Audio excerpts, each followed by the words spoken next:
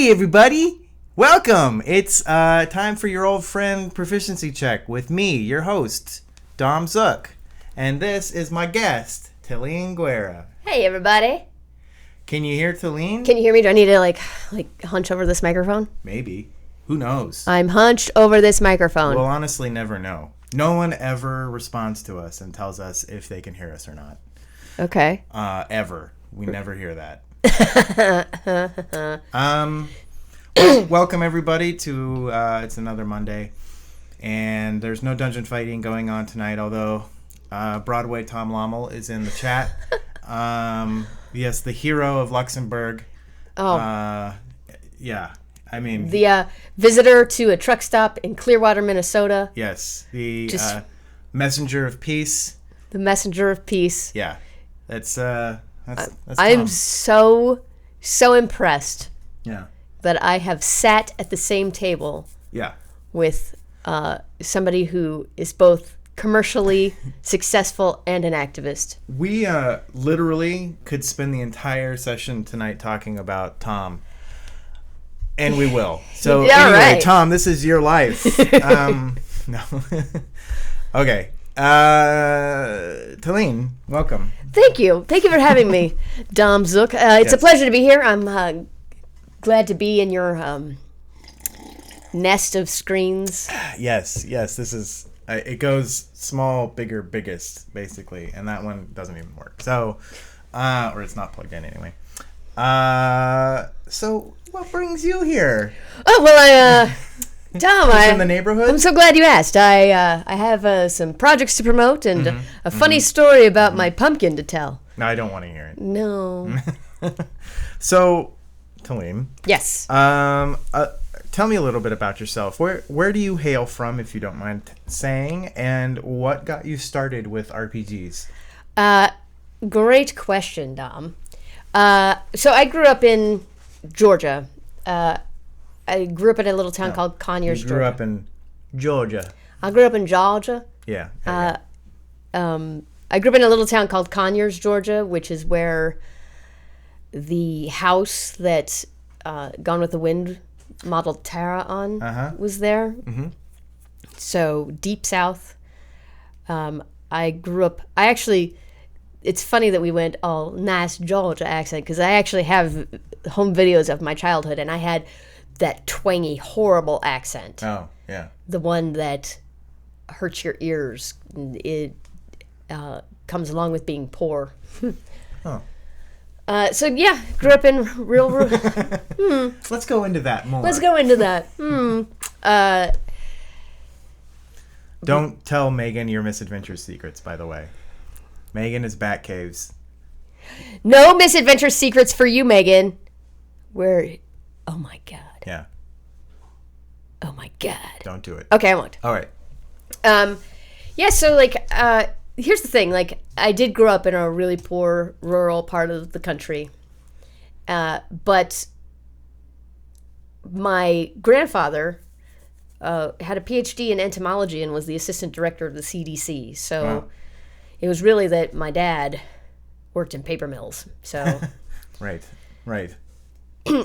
So I grew up in this really rural part of Georgia, and so my first encounter with RPGs was that some of the neighborhood boys that I spent a lot of time with and I played with, they started playing Dungeons and Dragons, and I wanted to play, and so I asked if I could play, and they were like, no, and then finally one of them was like, all right, I'll let you make a character. Right. So he got a character sheet out in the pencil, and His mistake. So we spent 3 hours making this character. 3 hours, and the last thing he wanted me to do was come up with a name for the character. And I was 10 or 11 at the time, so I was trying to think of a really cool name, and I was like, yeah, I'm going to name her Spike. And he said, that's a stupid name. Tore up my character sheet, and I was never allowed to play. So much later, I was in Florida, and a cousin of mine was getting a game going, and I was done with college and all grown up, and he was like, do you want to play? And I was like, well, yeah, sure, I've always wanted to play. And so the very first character I made for that was a paladin who I named Princess Spike McButterflowers. Yes. Because not only was I going to stick it to those guys who didn't let me play because of my name by giving the dumbest name possible, but ever since then, almost all of my characters have had Spike somewhere in their name. Like Root R. Wriggles is really... Root is, we're just going to go with, Root is Ewok for Spike. There you go. So. See? Yeah. I think we all knew that deep down. Yeah, I don't think it was that big a mystery. I dropped a lot of clues about it, right? Right, you're right. Yeah. Hi, Havana. Nice to see you. Hi, everyone that's just joining us. If you're just joining us, and in the last 3 minutes, we're speaking with Teline about how she got started in RPGs. So, Spike is a de facto. Is there a character... Well, first of all, what games did you start with? You started with D&D, right? D&D 3.5. Uh-huh. We played that for like 2 years. Yeah. And then we switched to D&D First Edition. Not really First Edition, it's really Second Edition, but the old THACO, complicated, everything's backwards from what you learned in 3.5. Edition. We played that. I played that for about 6 months, and then I started DMing because I loved the game and I wanted to keep playing. And the first guy who DM'd was my cousin, and he got bored with it and wanted to quit. And then the second guy who DM'd for us was this other friend of mine who was super, super knowledgeable about RPGs, and he would run like the super difficult pre-made modules that kill everybody. And then he would run something for like 4 months, and he'd get angry and he'd stop in the middle of a campaign. So if I wanted to keep playing, I realized I needed to run it. So I started running my first campaign with those guys just to keep playing. And then I moved away from Florida and we kept playing on Spike. Nope, that's not the right word. Skype. Although, mental note, create a new system called Spike for people to talk to on computers. Okay. Yeah. And the last campaign that I ran, interestingly enough, it's a pretty standard third edition campaign in a world that I had created, and somebody that I didn't know well was playing, because it was once you start gaming on Skype, like people are coming from just all over the country that you've never met before, friends of friends, to keep the game going. And so this guy wanted to play a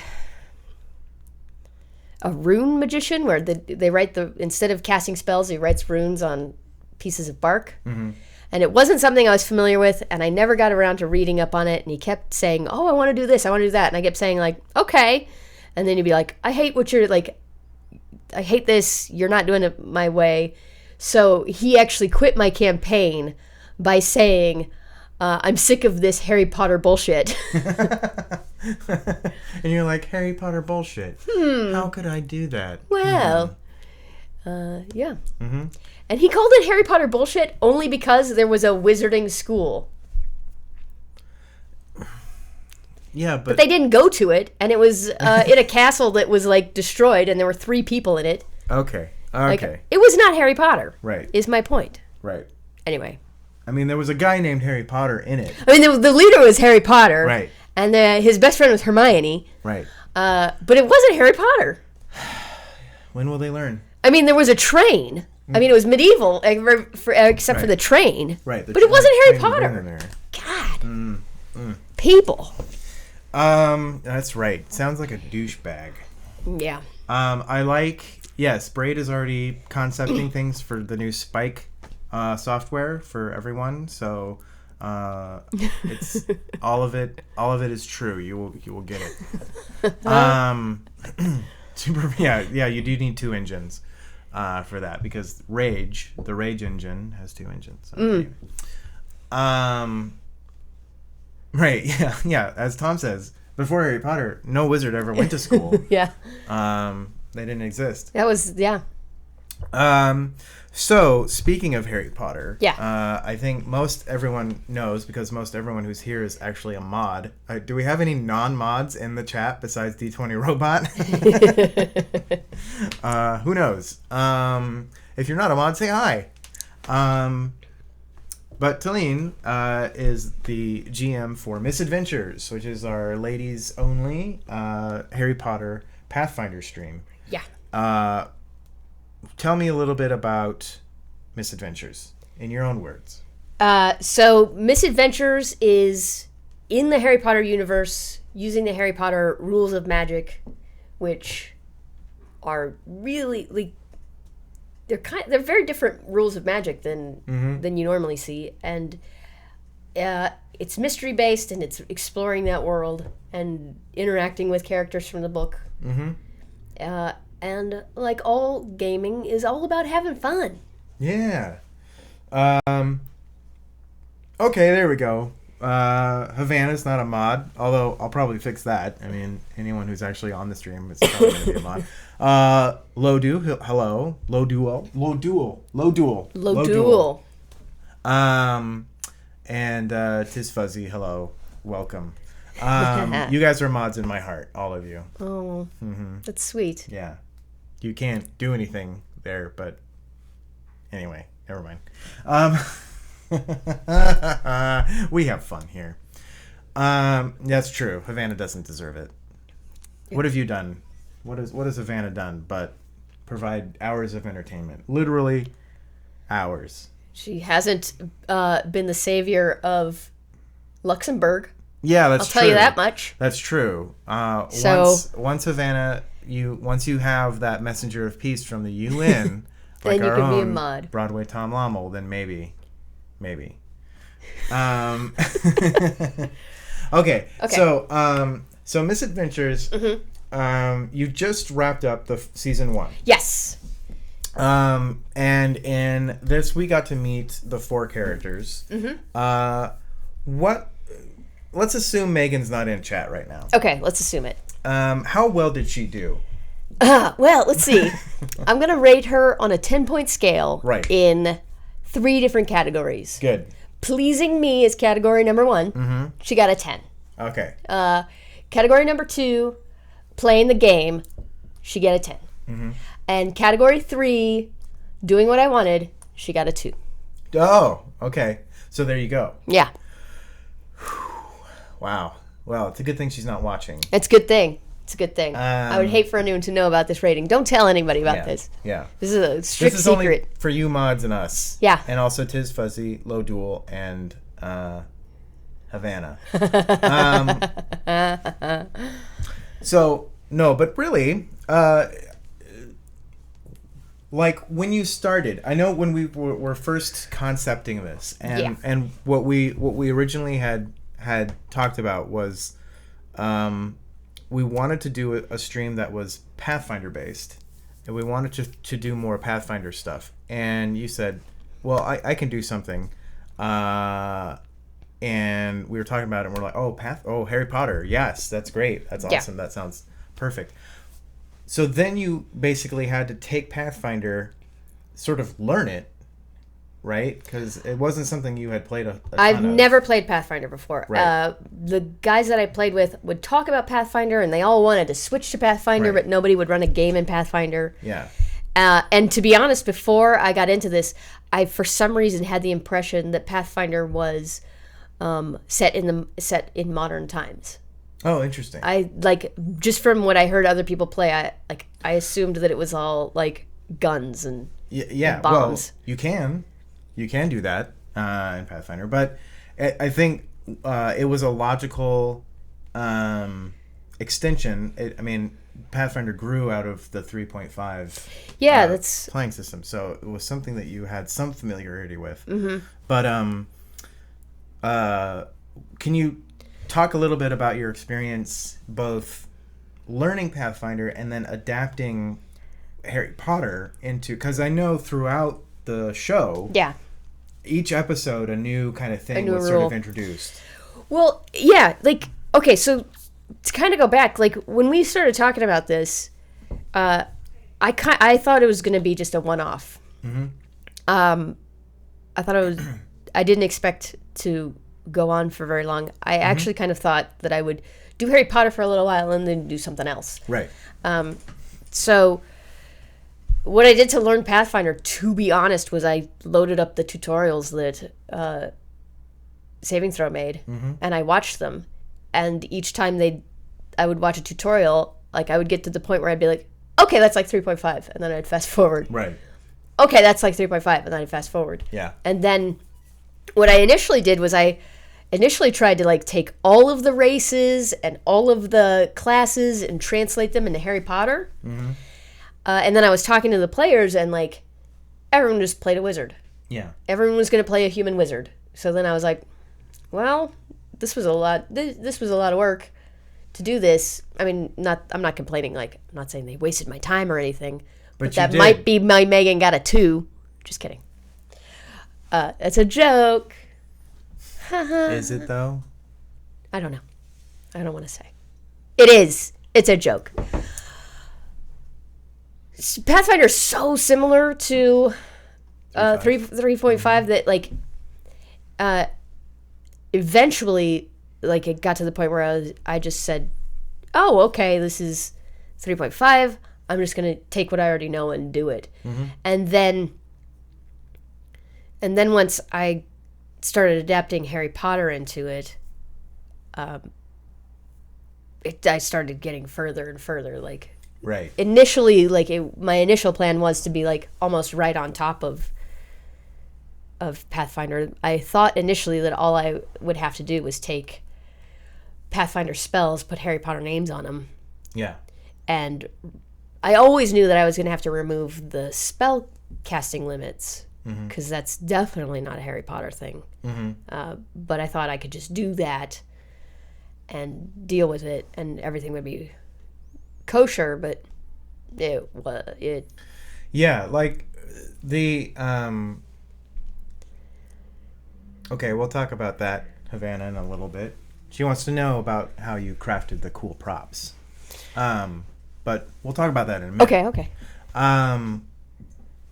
So, yeah, because I think the Pathfinder, obviously, it makes it so that your wizards are not constantly casting fireball and just blowing everything away, right? There's some sort of limit to that power. But in a Harry Potter world,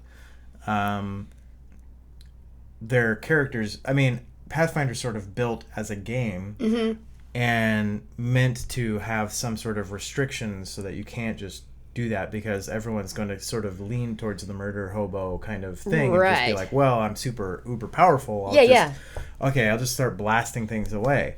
And it makes it very difficult to, run a campaign that way. But in Harry Potter world, everyone is bound by morals. Right. Yeah, exactly. So they don't just go around and you become an evil wizard like Voldemort or whatever when you start abusing that power and taking it. So there's a balance feature, I think, that was interesting in how you were working it and trying to incorporate it. So you had, if I am recalling it correctly, you had basically all the ladies gave you what their majors were, right, at Hogwarts, what they, or if we want to be precise about it, what they scored their highest owls in. Right. Their preferred classes, as it were. And from there, similar to D&D, you would pull sort of their school from that. Exactly. That was sort of my thought, was like, we are like D&D and Pathfinder already run on this idea where like, oh, you can be a necromancer, but that means you're going to be really good at necromancer spells, but you're not going to have access to these other spells. I was like, oh, this will work perfectly. I'll just translate this over. But it didn't work perfectly because while there are some sections of Harry Potter that have no power. Right. I took astrology is a major subject in Harry Potter school, and I just lifted it out because there's literally no power in astrology. And then the great thing was, that all of the players chose sort of underpowered. I was worried that I was going to get a whole bunch of people who all chose Defense Against the Dark Arts. Yeah, right. And then it would just be like duel after duel after duel. But no, like Terry's got herbology, and Blythe is seeing the future, the divination. Divination. Nobody took potions. Right. So that's cool. But in retrospect, that didn't really cut it. Because what I tried to do initially was just be like, okay, you're good at this, so you have this bonus to rolling these spells. Mm-hmm. But then it meant that all the spells were equal. Like, the rolling was all equal. You just got bonuses or minuses. And that led overpowered spells to be as easy as underpowered spells. Right. And it was really the luck of the dice as to whether a spell occurred or not. Even if you weren't proficient in that spell, you could still cast it, and there was no like limit. Mm-hmm. So, I mean, there was no fireball or anything like that. But in this sense, if someone cast a fireball, it would be a full-powered fireball, regardless of who, as long as it hit, right? So yeah.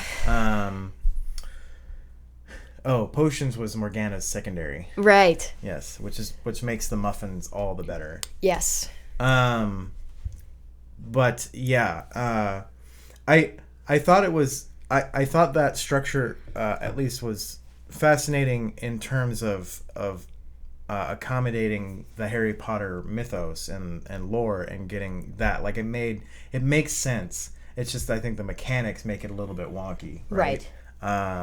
Because then it's purely okay. You either hit or you don't, and if you hit, then everything happens, and there's no like save for half or anything like that, right?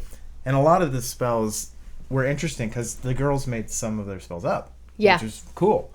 That I really liked, and there's mechanics for it in Pathfinder or whatever to make that stuff, but it's like it fits. It's similar to Star Wars in that, and I think we were talking about this before a few weeks ago, but Harry Potter obviously is something that a lot of people are familiar with. So like Star Wars, you sort of watching it, you have an innate familiarity with it. Mm-hmm. And you having that, you kind of know what your limits are in that system. And so I think everyone was sort of playing within that. Yeah, yeah, and I think that's cool. And it's the other thing too is this first sort of season, I thought it was kind of a one-off, and then we got into it, I was like, this is more like a beta test. Mm-hmm. This is like a beta test, and we're seeing how people are going to I'm seeing how people are going to play, and I'm seeing how this is going to work, and adapting. Like, don't tell Blythe, but she's not watching it. Good. Don't tell her. But because she chose divination, I was prepared at any moment for her to look into her crystal ball, and I would show her like the next place they were going to be, mm-hmm. and what would be there. But it took her a while to like start using divination, and she's figuring out what it's going to do. Right. So it was a beta test of how will this work, and I still don't know how it will work when she figures out that she can look at her crystal ball and see what's coming next. Mm-hmm. Although I do have an idea of how I'm going to deal with that if she gets to that point. Mm-hmm. But this is kind of like, I've never heard of this Star Wars or Harry Potter before. You see, there are. I'm just kidding. Yes, the clue bat needed to be drawn out a few times, maybe too many, but all in fun. It's hard, and we've talked about this before, and there's certainly some suggestions and stuff for when this sort of reconvenes next year, when we bring it back.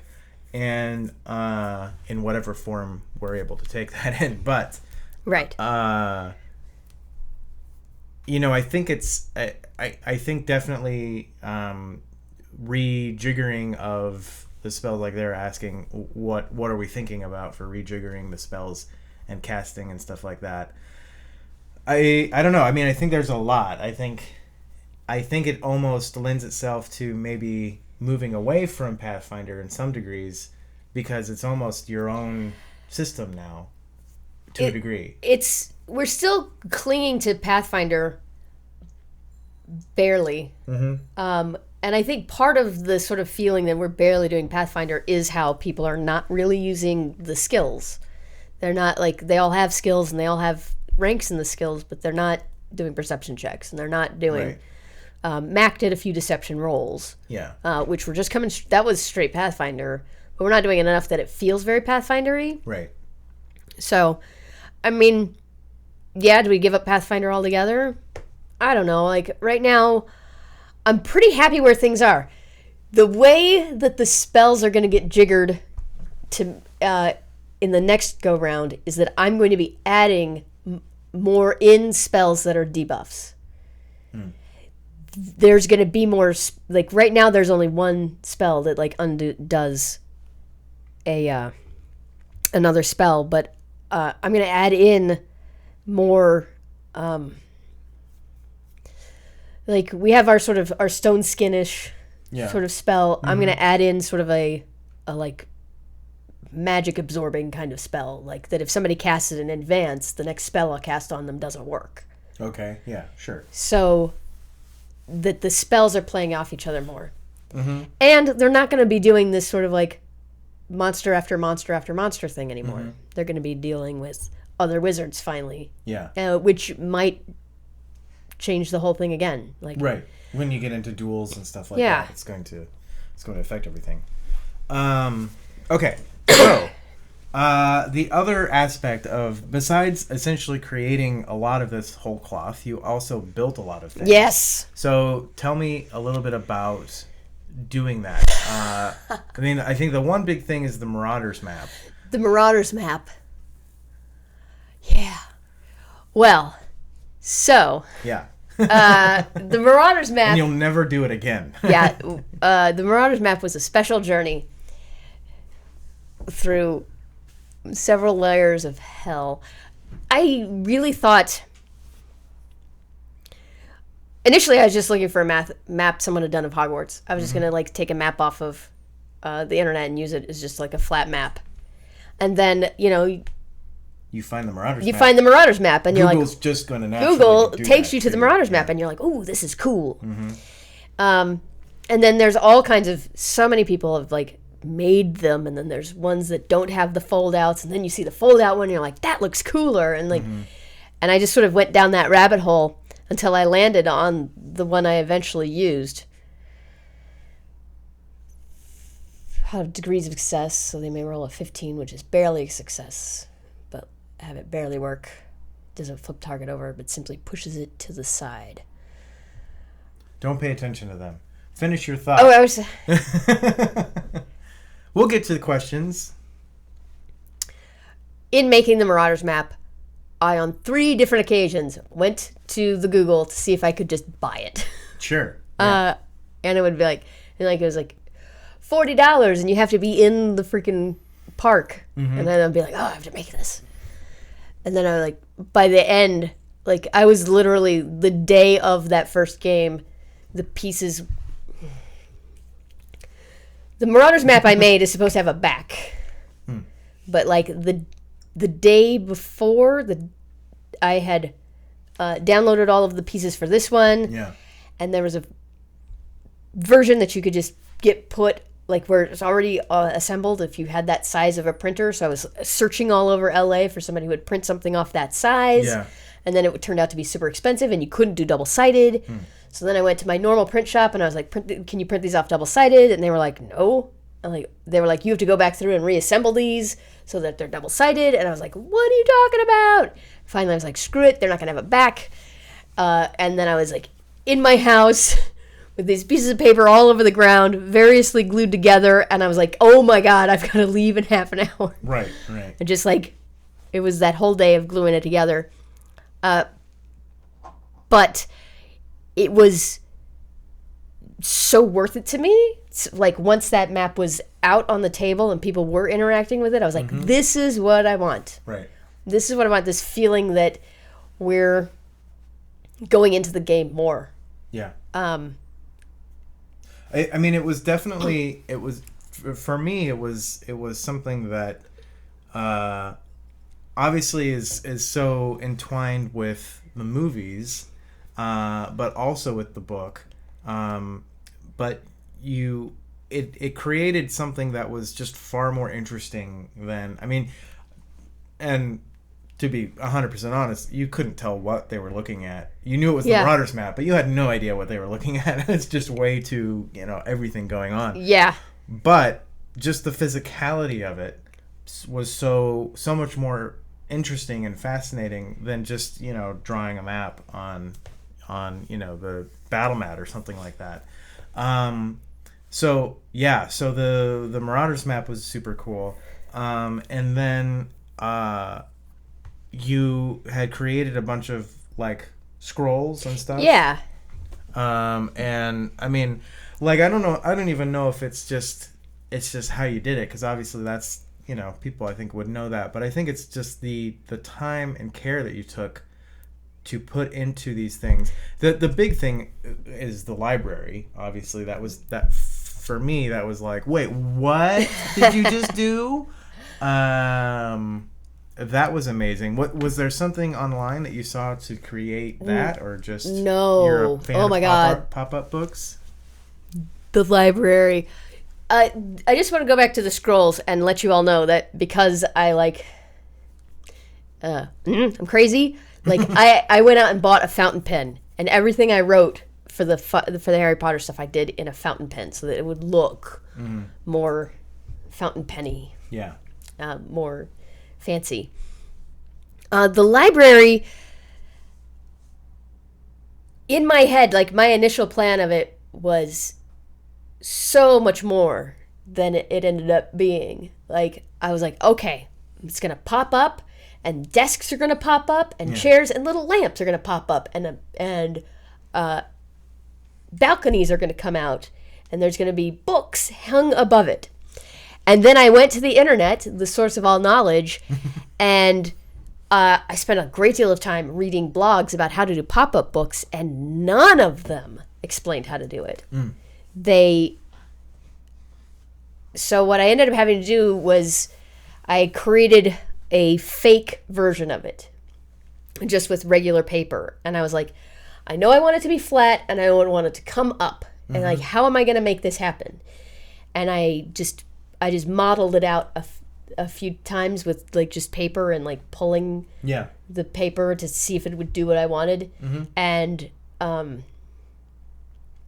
like I had a lot of false starts on that one till I finally got something that worked well enough, and that took the whole 2 weeks. Yeah. So that by the time, and like the books themselves, where I just went online and got a texture of bookshelves and created the whole thing in Photoshop, and when it got printed and cut it out, which I fully intend at some point to put those templates up online, because why they didn't already exist is beyond me. Somebody should have made here's your bookshelf, here's your pop-up bookshelves. But now I know how to do that. So oh shit. Yeah. Now I know how to do that. Next I'm going to figure out how to do all the balconies, the other things that I couldn't figure out for this time. So yeah. Well, I can't wait. I really wanted to hang candles in there, but that would have taken too long to put that together, so I quickly dismissed that. But but yeah, just the paper mache, all of that stuff. Yeah. Yeah. It's great though, because if you watch, and speaking of Broadway, Tom Lommel, Messenger of Peace and Savior of Luxembourg,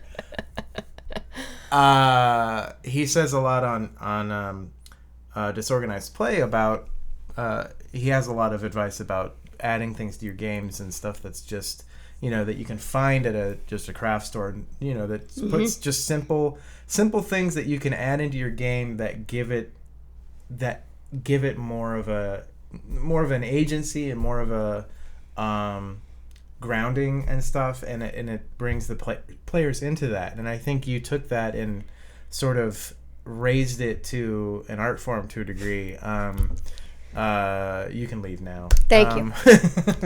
But no, I think it's important, especially for when we're showing people things on the internet and people are watching video of it. It's one thing for you to play with friends.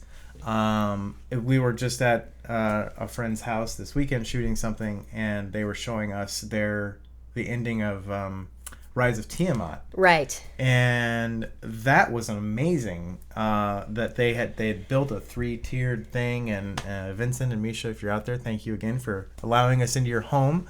But I'm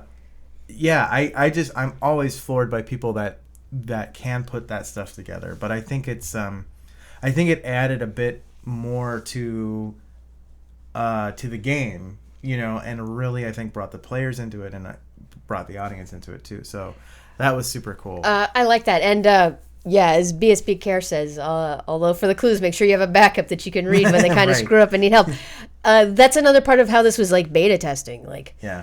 I've never played an RPG where there was a mystery. Mm-hmm. And so I was like, you guys, if you saw the number of clues that are still at my house untouched, Yeah. like day one, I was like, I can be real obscure and they're going to start putting things together. And like, nope. And then day two, I was like, it'll be more direct, but there'll be difficulty. And we all know what happened with that. Mm-hmm. I have looked back at those pieces of paper and been like, yeah, I misjudged this. I really thought they would have gone faster. But by day three, I was like, Yeah. this clue is like going to beat you over the head now because we're out of time. And Right. but I don't blame, like, I know that the players, like, it kind of sometimes sounded like I was blaming them. I don't. It's okay. None of This the was players a- are watching. You can say whatever you So want. especially Megan really let me down. Yeah. Just kidding. It was a degree of beta testing for both of them. Sure. For both them and me, where we're figuring out, we're going to play this differently. Right. So we're going to have to look for different things than normal. Well, and I think what you said is not a whole lot of RPGs are built around mysteries. Mm-hmm. You have your role playing sections and you have your combat sections. Right.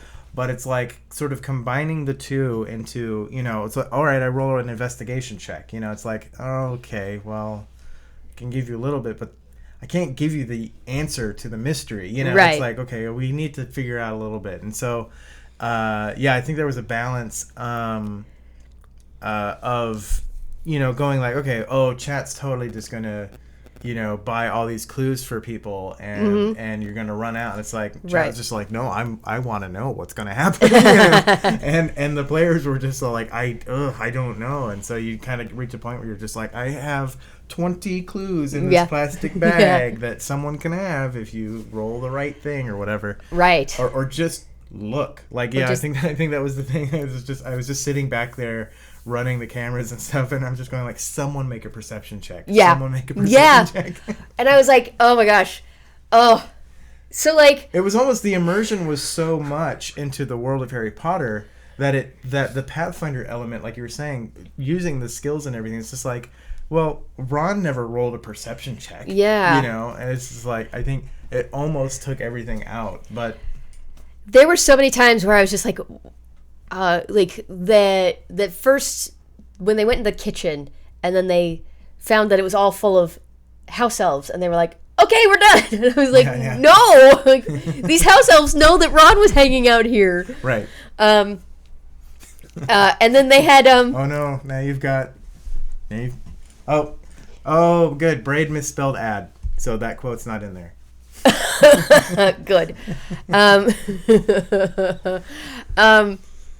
That was a joke. If you're gonna put that in, you need to put "just kidding" at the end. J.K. Rowling. There was the time when they're walking through the halls and a ghost shows up to talk to them about a book. Right. For no reason, and they're like, "Okay, we're going on. Yeah, we're still going this way." And I'm like, "No." Right. And then there was also this other time when they first found out that this was the first day again, where they first found out that Harry Potter might be glancingly involved, and like I think it was Max said, "That's a MacGuffin," and I was like, I didn't say anything, but inside I was like, everything else you believe is a MacGuffin. This is the real thing, and I was like, and at the time I was like, oh, this is cool. We'll see, like this will unfold and they'll figure it out. But then they sort of stuck with it. Right. And I only say this to be like, it was all part of the beta test of figuring out like, oh, well, here we go. If you're going to run a mystery, it's a totally different way of playing. Yeah. I think that's really it. I don't think it was ever misplayed or misrun or anything like that. It's certainly there's going to be a learning curve, but you have to approach the game in such a different way when you're trying to solve a mystery. You can't just beat it to death and then something comes out of it. I think video games and everything have sort of done that. It sort of kept us in a linear line of thinking where as long as you go along this path you'll hit everything that you need, and sort of we get to that oh, these quotes, and Megan, I'll never forgive you for that quote, by the way. Which one? Oh, we don't need to bring it up. Megan said I'm not cool. What? Yeah, straight up to my face. Not cool. She said it. Not cool. Just kidding, she didn't. Braid brings up a good point. I mean, there are systems out there where mystery is a key element of the system and the mechanic. Mm-hmm. So, yeah. Wow. That's also a great quote. Yes. But and like Tom says, mysteries are super hard to run. Yeah. And so I think in general I think it played exactly the way it should play, especially for something that was a completely new sort of system. Okay. Oh God, that's terrible. Oh my God, who are you people doing these? I will go back and say that, like, it is Broadway Tom Lommel, the savior of Luxembourg. Yes. The hero of... Messenger of Peace. The Messenger of Peace. Yes. The visitor of truck stops, who, like, it was watching him DM that really was, like, showed me, like, the potential for props and stuff. Yeah. So I do want to give him props for his props. Oh, there you go. Yeah, Havana, we're quickly approaching the 600 mark here at Saving Throw. Oh, if it was longer than 3 sessions, yeah. If it was longer than 3 sessions, I would have just sat back patiently and let them figure it out. Sure. I would have prevented them from leaving Hogwarts, but they would have just... I could always have come up with more clues. I could have always let them just figure it out. And in the future, that is my intention. Yeah, we had it, and for people who don't know, we had a specific time frame that we were going to fit this in. We moved Lost Brigade to bi-weekly in order to accommodate various schedules and preparation times and things like that. So we wanted to also bring in some new shows and have opportunities to give new people chances to run games and things like that, which we can't do. We all have varying schedules and only certain days are available. So the only way we can do that is by moving shows bi-weekly. Hopefully we can change that in the future. But so we had this and we're like, okay, well, we can bring this up to essentially Thanksgiving. Yeah.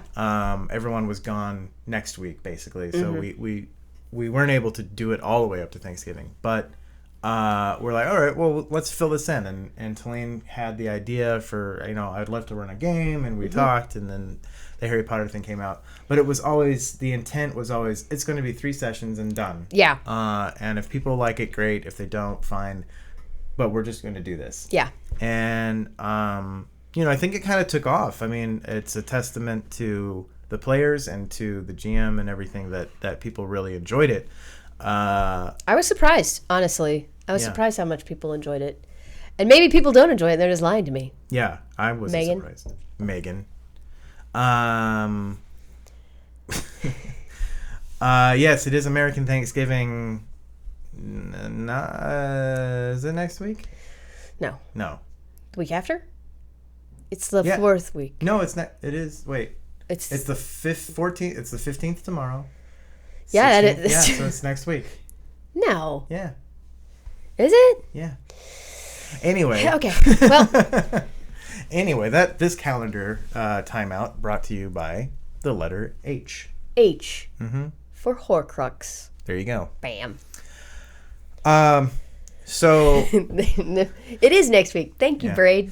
We don't know things. Yeah. I really don't know things because I don't have any plans. I mean, I do have one important plan, which is to hang out with Megan, but I'm not going anywhere for Thanksgiving, so I had ignored the dates. I'm going to go visit Braid. Cool. Yeah, she doesn't know it yet, but I'm going to go visit Braid. That became creepy. Yeah, and live the game. I'm going up.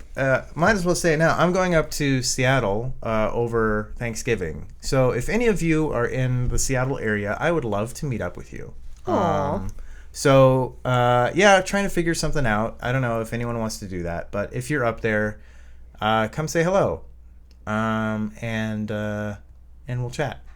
Why not? Shoot me a whisper. That's what people do. That's what the kids say. That's what the kids say. Shoot me a whisper. Shoot me a whisper. Yeah. Shoot me a wisp. Shoot a wisp. Yeah.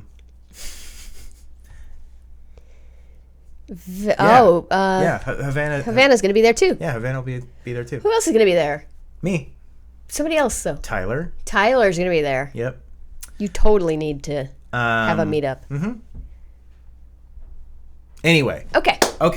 So, what else? Oh, so BSB Care had a thought about Flipindo. Oh yeah. Way back, we were going to talk about. Let me see if I can find that again. Making the spells not as effective if you roll lower. Degrees of success. Have you thought about degrees of success? So they roll something, but it only has a certain level of success to that. I did think about, what I did was I thought about how Harry Potter, when he's learning spells, how does it go for him, and then how does it go for adults, right? Mm-hmm. And there's no adults in the Harry Potter book. No. Is everything okay? It's probably Braid. She's come to get you back. Yes? Get you back, like revenge. Okay. Revenge. And the thing is that if they'd played students, which everyone sort of thought they were going to at first, mm-hmm. but I always thought if you're students, we're trapped in Hogwarts. Not that couldn't have been a perfectly fun game, but it just wasn't what I wanted to do. I wanted murder. Yeah. I wanted murder and sex. So I was like, I'm not going to have 15-year-olds having sex. Right. So that's when a the kids different stream that we can't do. Yeah. It's super gross. We'll leave that to the other channels. Although isn't 15 like the age of consent in England? Like here it's the age like 18, but like there it's younger or something? I don't know I have not studied the age of consent elsewhere. It's not By the way, I'm moving to England. Gross. But in Harry Potter, if they'd played students, there would have been a lot more like, when they're learning a spell, there's a lot of like casting the wrong spell, casting no spell, maybe casting a weaker version of the spell than they intended. Mm-hmm. But with the adults, like I cannot think of an adult in Harry Potter. There's one case where an adult is trying to mend bones, but instead removes bones. Mm-hmm. But for the most part, the adults are casting spells they know inside out, and all their spells are landing. Which is why you get, the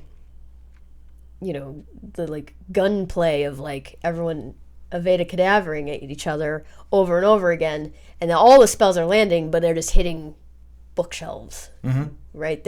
It's a lot more like a gun. Like, it just seems to me like in the Harry Potter universe, things you don't hear during your campaign presentation. What is the age of consent?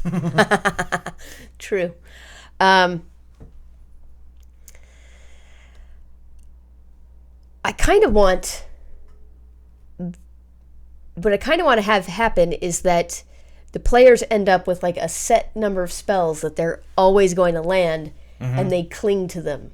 And if they not like they go out into other territory, and it's difficult, mm-hmm. when they're in other territory, but then they have their regular spells, and if these are the spells these are the spells you reach for. And these other spells that are things they don't use all the time, then comes the like possibility to fail. But would it be a half accomplished spell? Well, I guess the thing is I think we sort of not to deconstruct the game entirely, or try to solve issues with it. James has a point. Cipher system has all that built in with spell difficulty and such.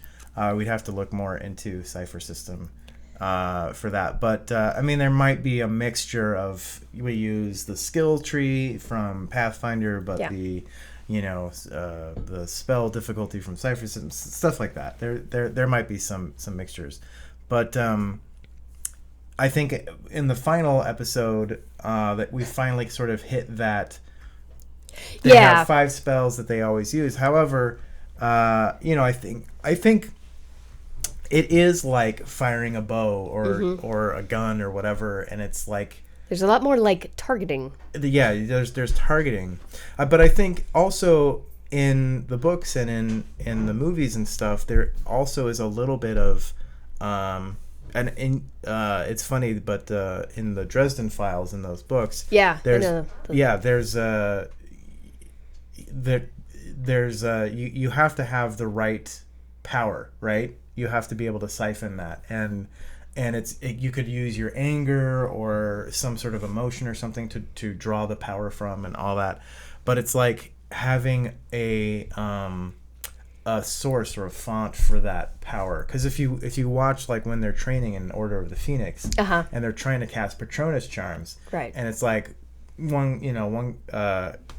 Neville's got like his little thing, and it's like not going, or he's not able to do Expelliarmus or something, right, or Stupefy or whatever, and it's just like just little bits are coming out. It's like finding that power, and maybe there's something in like, okay, you maybe get a bonus to a spell because you have trained in that spell and you know it very well, but there's still got to be a potential for failure. Yeah, I'm pretty happy where we are right now with the spells, with the spellcasting mechanic. Mm-hmm.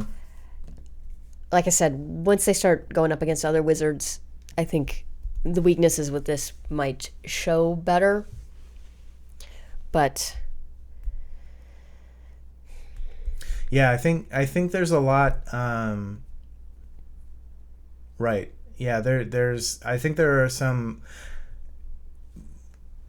pieces to pull from other gaming systems that might create.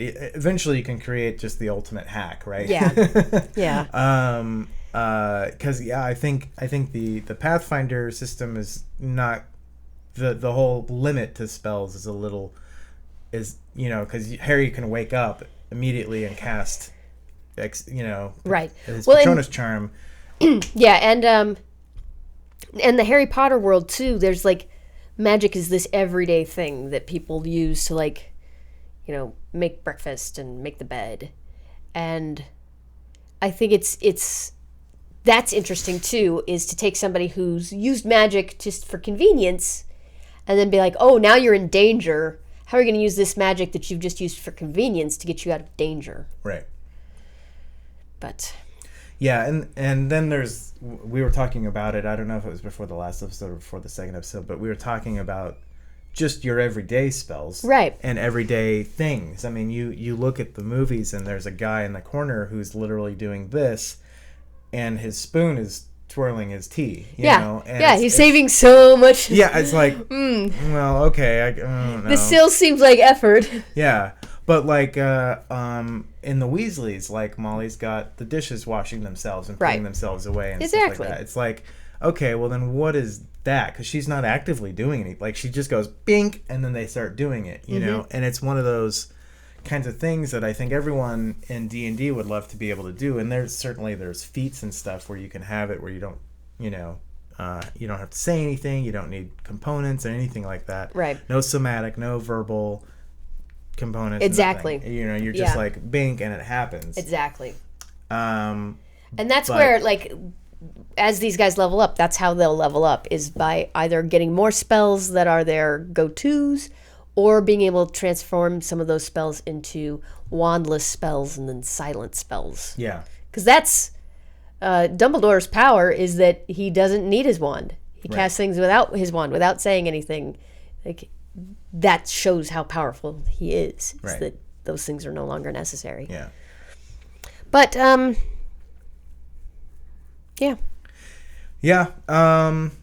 I think good thoughts here, though. Things to look at. Cypher System, the Dungeon World, Apocalypse World stuff, Fate, all have different things. Fate would be, Dungeon World would be great because of the bonds that you can build. Like the Dungeon World bonds. I do. You know what I don't like about Dungeon World?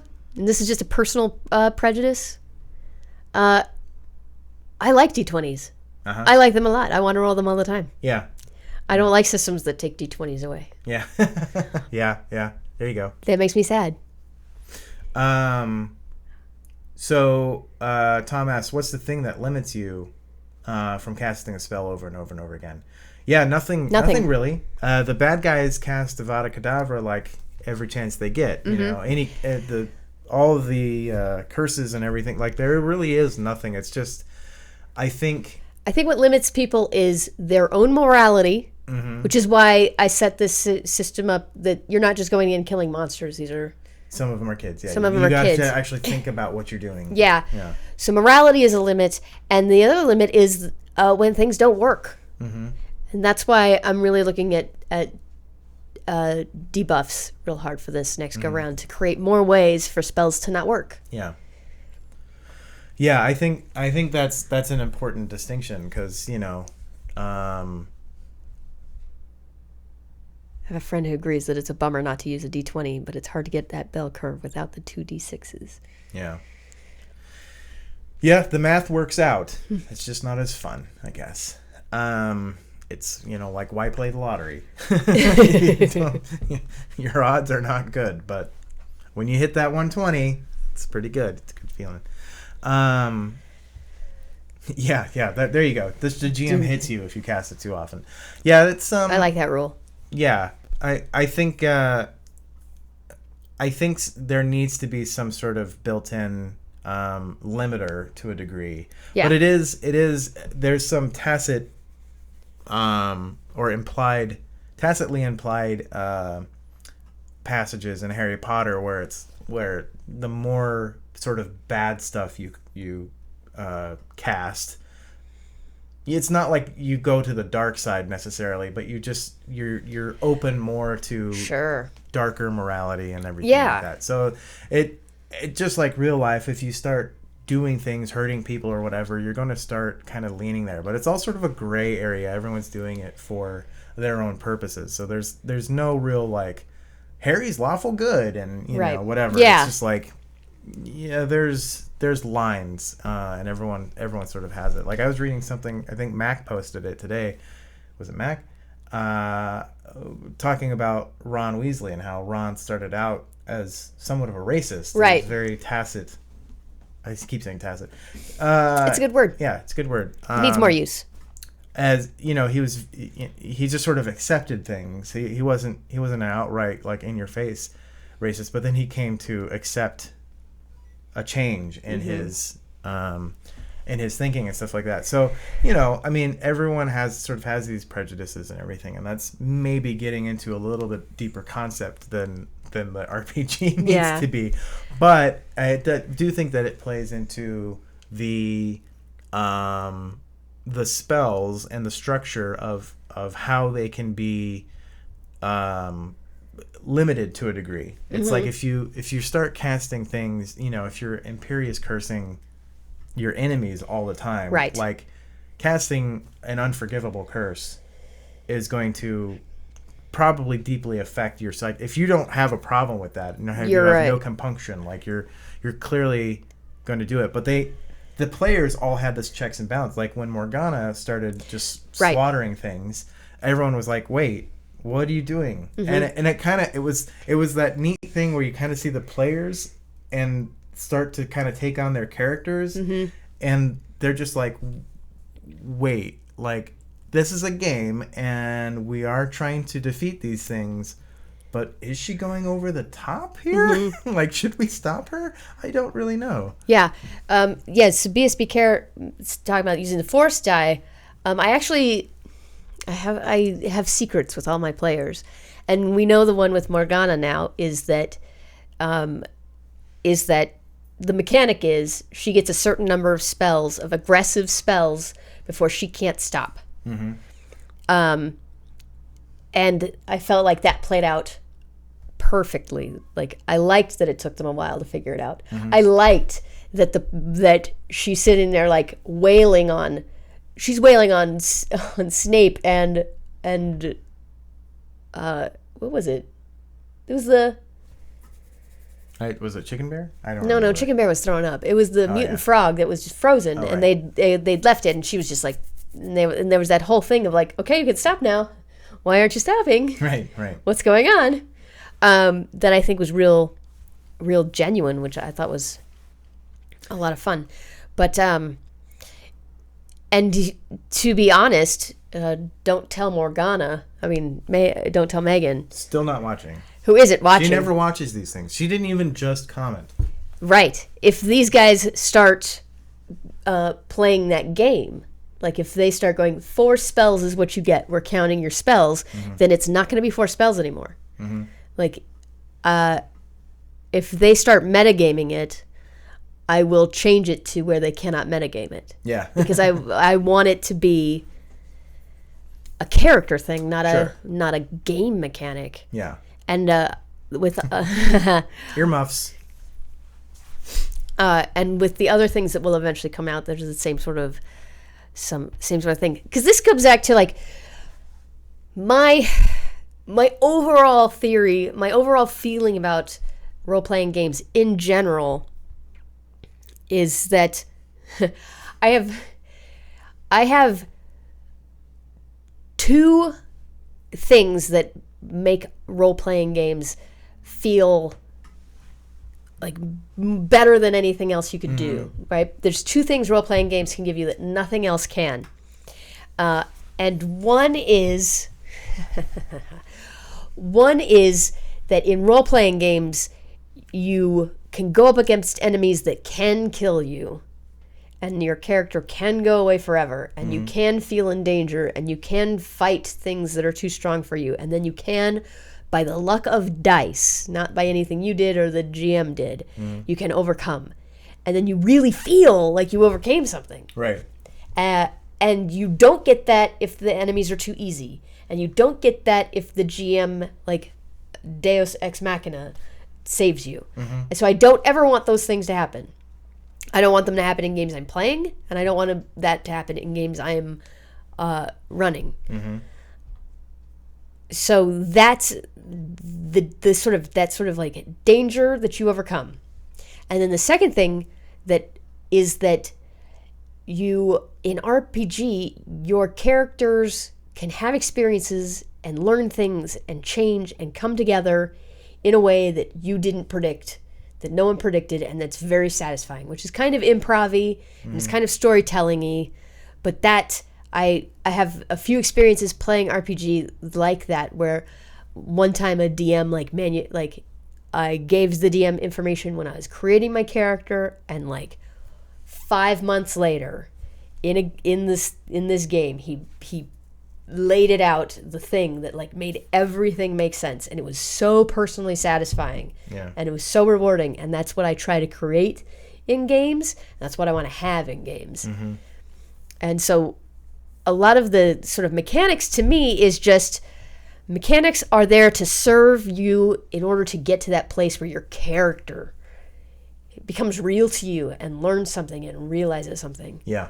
And that's beyond everything. It's what I'm trying to create. Yeah. Well, good luck.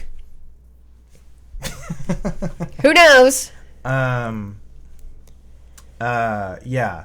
I also agree with the Star Wars recommendation in terms of morality and affecting the players that way. And I liked Ghost of Christmas Future's idea about the unseen servant. That's totally a way that you could do that with.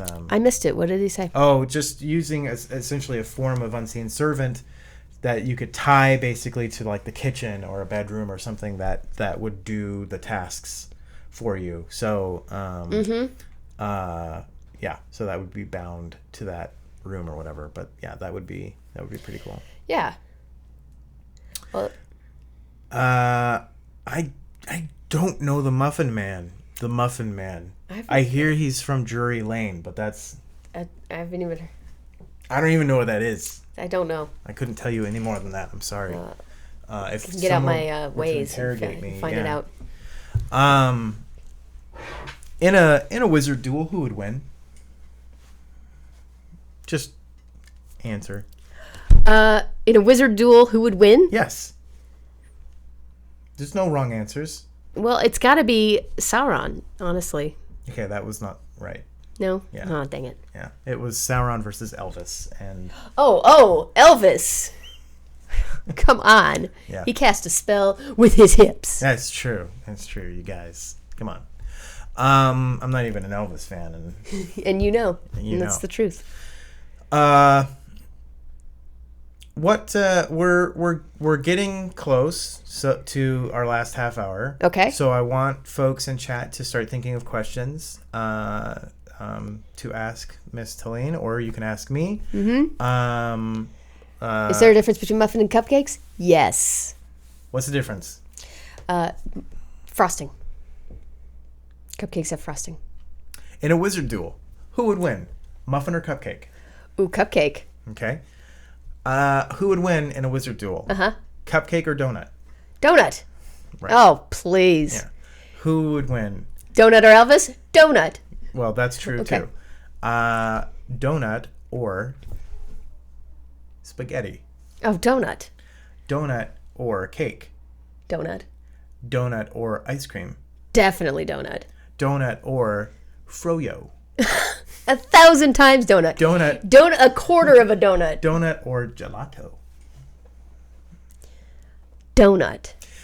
Donut or a Milky Way bar? Donut. Donut or M&M's? Which kind? Peanut. It gets close. It's a real tough battle, but donut comes out at the end. Donut or Reese's Pieces peanut butter cups? Donut. Donut or cronut? Oh, that's like Spider-Man versus alternate universe evil Spider-Man. Black suit Spider-Man versus regular suit Spider-Man? Yeah. Yeah, I think we all know that donuts are basically going to win everything. Yeah. Good line of questioning. I'm glad that I think we got a lot out of that. I think we all got a lot out of that. That's my Robert Lipton questions that I ask everyone, except you're the only person I've ever asked that. So quickly, was everyone profound. who's been on my show before, answer that question. And anyone who's not been on my show but is going to be on my show at some point, start thinking of things. All right, BSBK has a question. How was Cleason Idol? How was it? It was amazing. Yes, I saw John Cleese and Eric Idle on Friday. And yeah, if you are a Python fan or just a fan of comedy, it was amazing. I don't know where their tour is taking them next, or if they're going anywhere else, but if you have a chance to see them, definitely do it because they are treasures. You know what? Who's the other Python? He's had dark hair.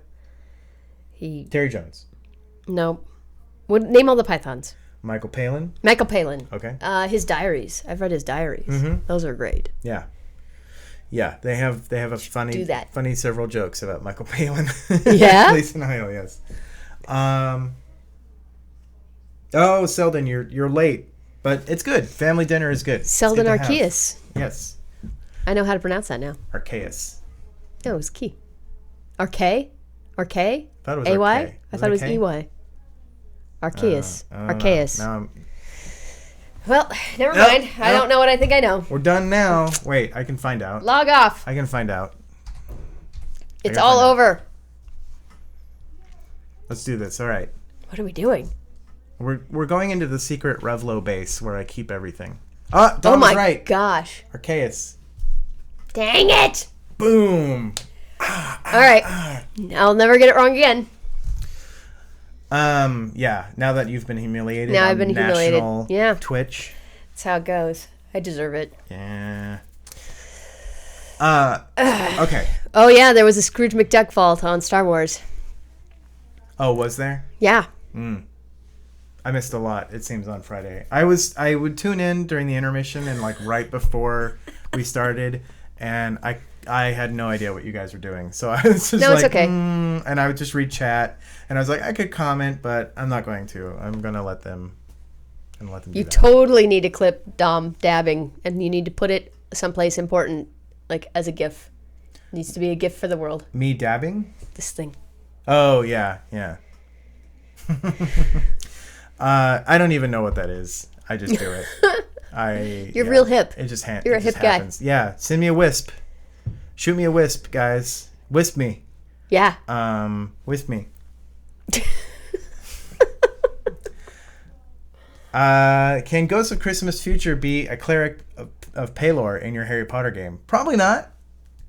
I mean, you could, I guess. A cleric to Paylor? In a way. You could if we made Paylor into a regular pagan god. Your real name, Braid? I do believe I remember. Remember how to pronounce my name? Braid. Nice. No, I do believe I remember. I'm not going to say it, though. So I don't know if you want me to say your real name. Because there's a certain form of anonymity that you guys have, and if you want me to, then I'm happy to do that. But did you have an idea of all the props you wanted to make when you started the game, or did you just start and kind of get caught up in it? I actually had a lot more props that I wanted to make. Not because it, like, honestly, like when we first started talking about this game, like the Harry Potter part of it came real late. And then I was like, Harry Potter, that'll be fun. People will like that. And then, like, because I like secrets, I was like, I'm going to keep it a secret that it's Harry Potter stuff. I'm not going to tell anybody. Mm-hmm. And then, like, I was just thinking about, like, ooh, surprising people is fun. Yeah. And that's sort of like, and I was like, how else can I surprise people? And, like, that sort of got props going. And then, like, and then once I made the first one, I was like, I'm going to make this and that and this other thing, and this is going to be huge, and this thing, and then, I didn't. Because... So you had a bit more. I had a lot more props planned. Honestly, if they'd gone straight to the library on the first day, I would have done another pop-up map for the third day. Mm-hmm. But after day 2, I was like, I don't want to force these guys to go someplace. I don't like that style of DMing. And I was actually going to make the Great Hall, and they ended up in the Great Hall. But I'm still glad I didn't make it, because I would have been... I don't want to force them to go places. Right. Braid 10-4. I'm somewhat kidding. But if I somehow end up right, then XIV. Braid the 14th, I think, is hilarious. And Braid XIV. It should be the correct answer. Braid the 14th. Braid XIV. I've always said Braid 14. I will admit that. But Braid XIV. What sort of mystery are we looking at for next season? Murder again, or theft, or something else? Kind of something else. Secondly, would you consider putting them in a magical mystery machine a la Scooby and put them in another school that they are not familiar with? Oh, like one of the American schools, or... Yeah, I would totally do that. Where I don't need that they even need a magical mystery machine. They can just go there. But can they have a magical mystery machine? No. Oh. They got to ride brooms. I mean, can they though? Okay, they can. Okay. But it has to be a conversion van, and they have to paint it. Guys can free the house elves, yeah? Braid 14. It's pronounced XIV. I know, but she said if I made eye contact, she would respond to anything.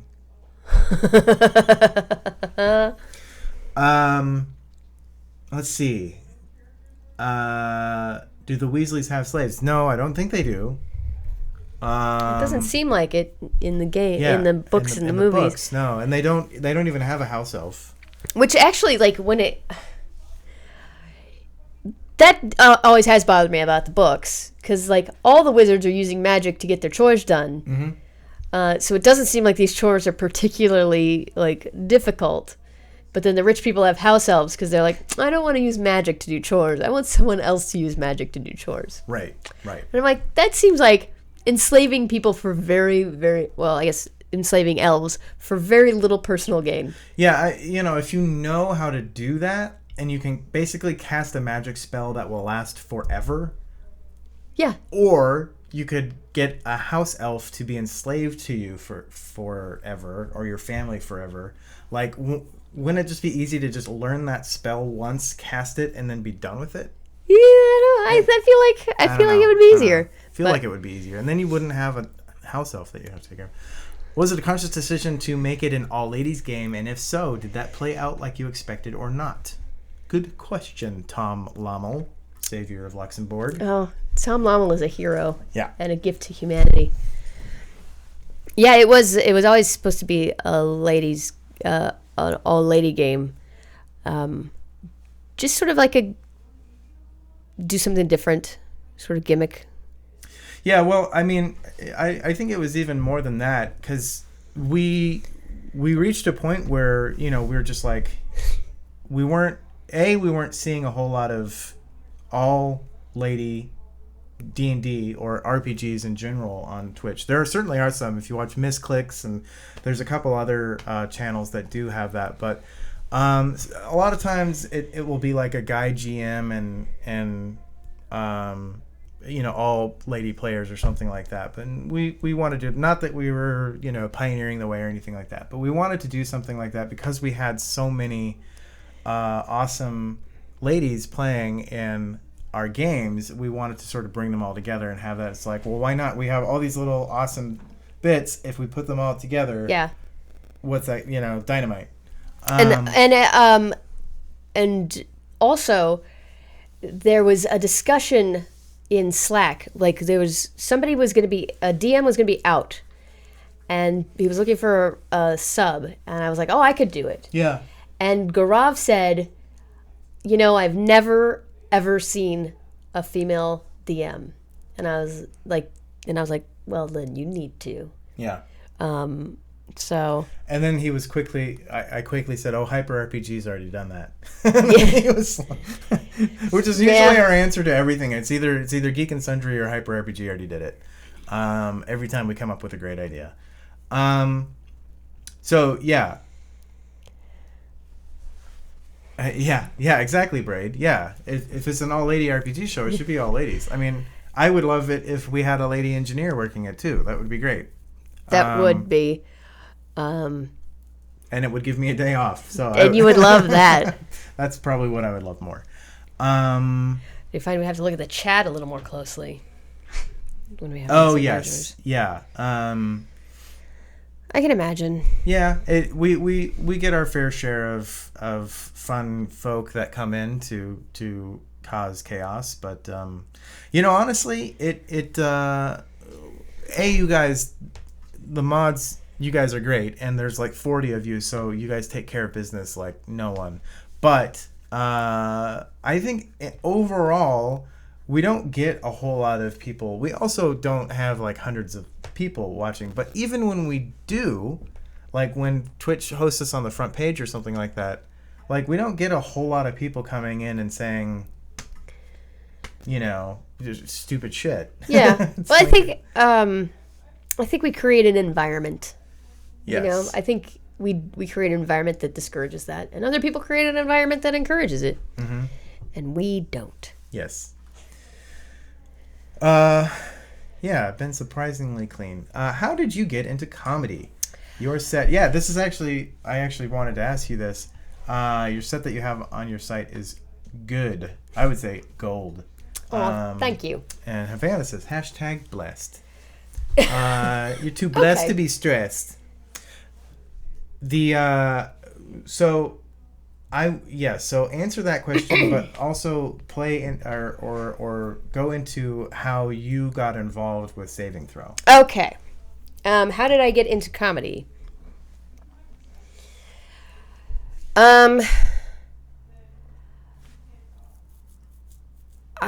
That's actually a weird question because then don't answer it. No, I mean, I'm going to answer it. Okay, good. Dom, because you don't want me to. You're trying to suppress this information. Oh boy.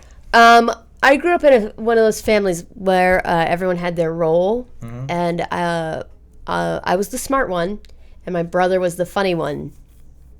So I didn't even think of myself that way for a very long time. And I was in graduate school, and I was in graduate school, and a PhD student, and let me tell you something, PhD students are not funny people. Because I was in the English department, in case this gets real. Censorship? Really, Dom? What? If the joke happened, I missed it. So I'm in graduate school. I'm in Columbus, Ohio, at the Ohio State University, which is in the middle of a bunch of cornfields, and there's really nothing to do. And there was a PhD student. I was doing an MFA in creative writing, and there was a PhD student who was driving to Cleveland to do stand-up classes. And she was talking about it one day about like how much fun she had, and she was doing jokes about her cat, and I was like, and it was one of those things of like, I'm funnier than you. If you can do this, then I can do this. So I did that. And were you? Oh, I bombed so much. Oh, I drove up to Cleveland and bombed and bombed and bombed. And then after I graduated with my super lucrative degree in creative writing, I was like, where in this country do I want to go be poor in? How about a super expensive city? Yeah, so I was like, so I really had no reason to go anywhere in particular, and I knew I didn't want to go back home to Georgia. So I had read a book it was an oral history of Saturday Night Live. Oh, yeah. And there was a lot of talk there about the Second City, so I moved someplace where I could start taking Second City classes. Mm-hmm. And then from there, so I lived in Chicago for a while, and now I'm here. And then, so I've been here in LA for about 5 years now, and the way I got involved with Saving Throw is that I do improv here, or I did improv. I kind of have fallen off that boat, but I'm on all these improv Facebook groups, and the thing about it is that within comedy, especially here in LA, the comedy community is pretty small, and there are already the geek women are already set. The nerd women are they've got it covered, and everything that comes up nerdy they get. And so I've actually been trying to do other nerdy comedy stuff and wasn't getting in because these other women were doing it. And then one day somebody gets in there and posts, "Hey, we're playing an RPG. We're looking for some women. You don't ever have to have played an RPG before. We'll show you how to do it. We just need some women." And I was like, I saw it early, and I got on there and was like, I do RPG. I've DM'd a game. I know how to do this. I'm good. And that turned out to be Tyler. And what had happened was I had been in a class with Tyler's wife a couple of years before, and we were Facebook friends from being in a class together, even though we didn't keep in touch or talk. So I didn't actually expect to hear anything from it again, because I knew that the same nerd chicks were going to jump on this who get everything. And then it was a couple of days later, I get a message back from him being like, "You know my wife, and she says that you're good people, so I want you to talk to this Dom guy, and we might use you to sub in for things." And this is what we do for all new people. Yeah, they sub in for a little bit, and if we like them, we ask them back. Yeah, and so they were like, "Oh, we need someone for Friday for Never Tell Me the Odds," and I was like, I'm doing this, and that's the end of the story. And and from there on, it was magic and unicorns. This Dom guy, yeah, that's basically what I am in any story that Tyler tells. I'm just this Dom guy, this guy that got in the way.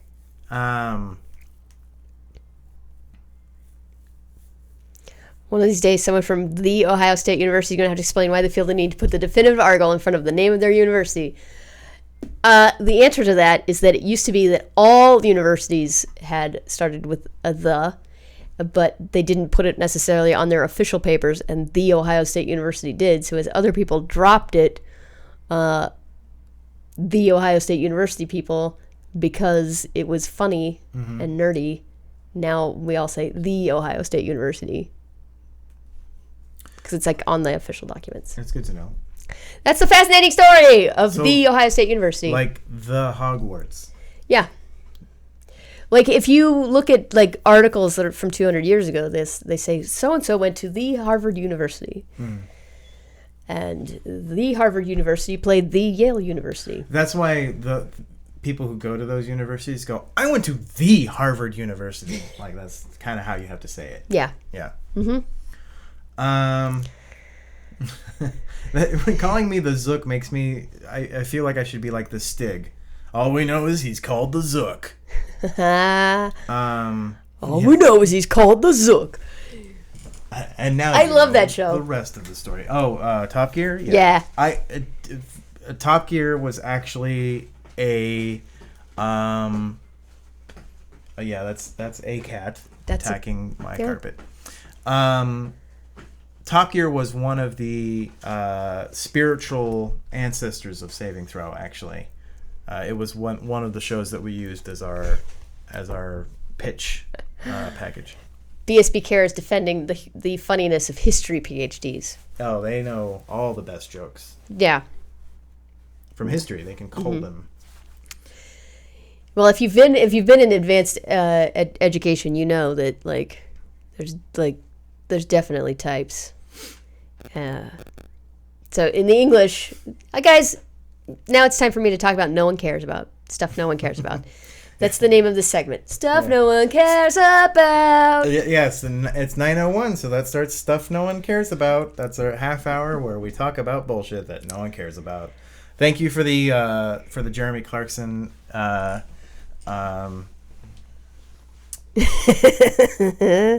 lead in. Is your full name Dominic? Yes, and you spelled it right. Nice. Mm-hmm. Yep. Well, that's my Dom is my middle name. Mm-hmm. PHZ. PDZ. PDZ. Yeah, that's a D. Teline. I'm tired. It's like when Tyler put Tuesday as the date for Misadventures on the teaser. Oh, did you know that Friday when we streamed the YouTube, the message that went out on YouTube was it was Misadventures? Yeah, I know. Yeah. Yeah. I went... Everything's Misadventures now. I went back in and changed that. Yeah. Thank you, Ghost of Christmas Future. Thank you. Thank you for caring about the stuff no one else cares about. Yeah, you can guess my first name, I guess, by Fuckwhat's clue. I've probably said it at some point on stream. Is it Paul? Yeah, nope. No, is it You're on the right track though. Pendergast? Pendergast. Awesome. Yeah. Paul Peter? Pendergast. Yes, Peter is my first name. It's a solid first name. Yeah, it's a saint. I also, do I look like a Patrick or a Paul? No, you look like a Dom. Yeah. Yep. Good job, Havana. You got it. You win. Yes, Dominic Dom Zook. It's actually Dominic Dom Zook is how it goes. Yeah. So, Patrick, Paul. Oops. you guys can ask us anything now about anything. We'll talk. Yeah. We're here to talk whatever you guys want to talk about. I will not throw out a subject because I'll probably start talking about subjects I probably shouldn't be talking about right now. But if you want to talk about saving throw, Yeah. whatever, Meg Han. I was about to talk about higher ed. Oh, just when you were with higher ed, like the English department, like was so clicky, and there were such types. Mm-hmm. So there were like the rhetoric types were real uptight, like clean cut people. Mm-hmm. The medieval lit types were all goth.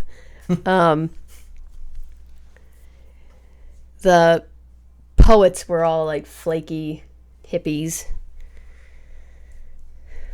Yeah, there's it's cliques, funny. The higher ed cliques. The higher ed cliques are real solid cliques. Selden Archaea says, any tips for a first time GM? Gonna try to do it for Dungeon World with some friends. Haven't actually played it though. I hope, if nothing else, you watched it a lot. Okay, so hopefully you've watched. I read like half the rules. Hopefully you've watched Dark Sun, where we've played a lot of Dungeon World, and then Masks, which is Apocalypse World, which is essentially the same thing. But Sean and Steven and Eric, all the guys who have run the games in Dungeon World, and no less than Hollywood Tom Lommel, Savior of Luxembourg, a Messenger of Peace, we all have stuff of Dungeon World on here. Realms of Rothane, you can watch those just to get a feeling of it.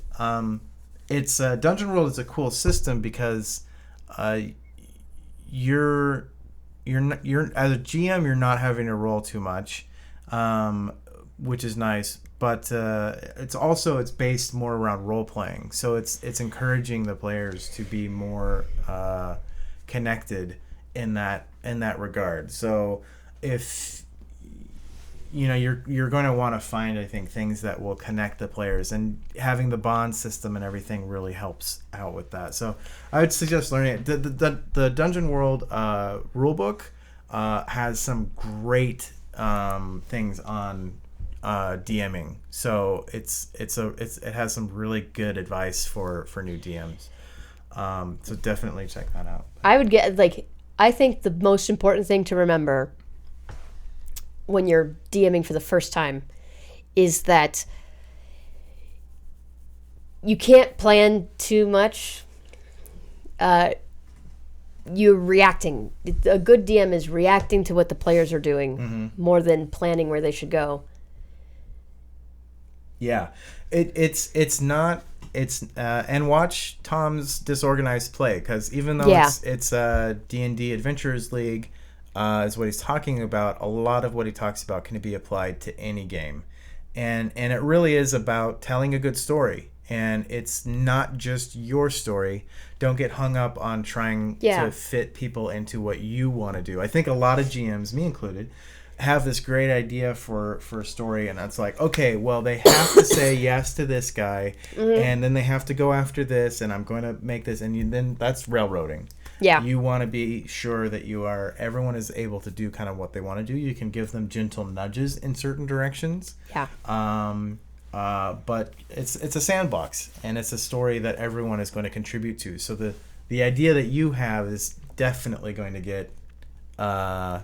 remastered. Yeah. I would go in with a couple of characters. Like, I would go in with, like, here's the bad guy. Even if the bad guy doesn't show up, this is what they want, and this is what they're putting people in these places to do this thing. So that you can say, like, if your players are like, oh, we're going to just sit in this pub, then you can send someone in connected to your bad guy to, like, get the adventure story going. And then I like to have, like, a nice role-playing, like, a NPC there that you can bring in when when your players are at a loss. Yeah. And give them enough information to get moving again. Right. Yeah. Yeah, there's a lot. It's really just listening to your players, like Teline said, and reacting off of what they do, and letting them have moments, that unite them. Because once everyone is having fun and is able to do the stuff that they want to do, like, it's going to make the experience better for everyone. Yeah, Ghost of Christmas Past, you are creating a story. You're not creating a story for yourself. You're making it for your players. And if you've ever played with a DM who's making a story for themselves, you know how awful that is. Yeah. Ricelac asks, the world wants to. I like. Worlds wants to know.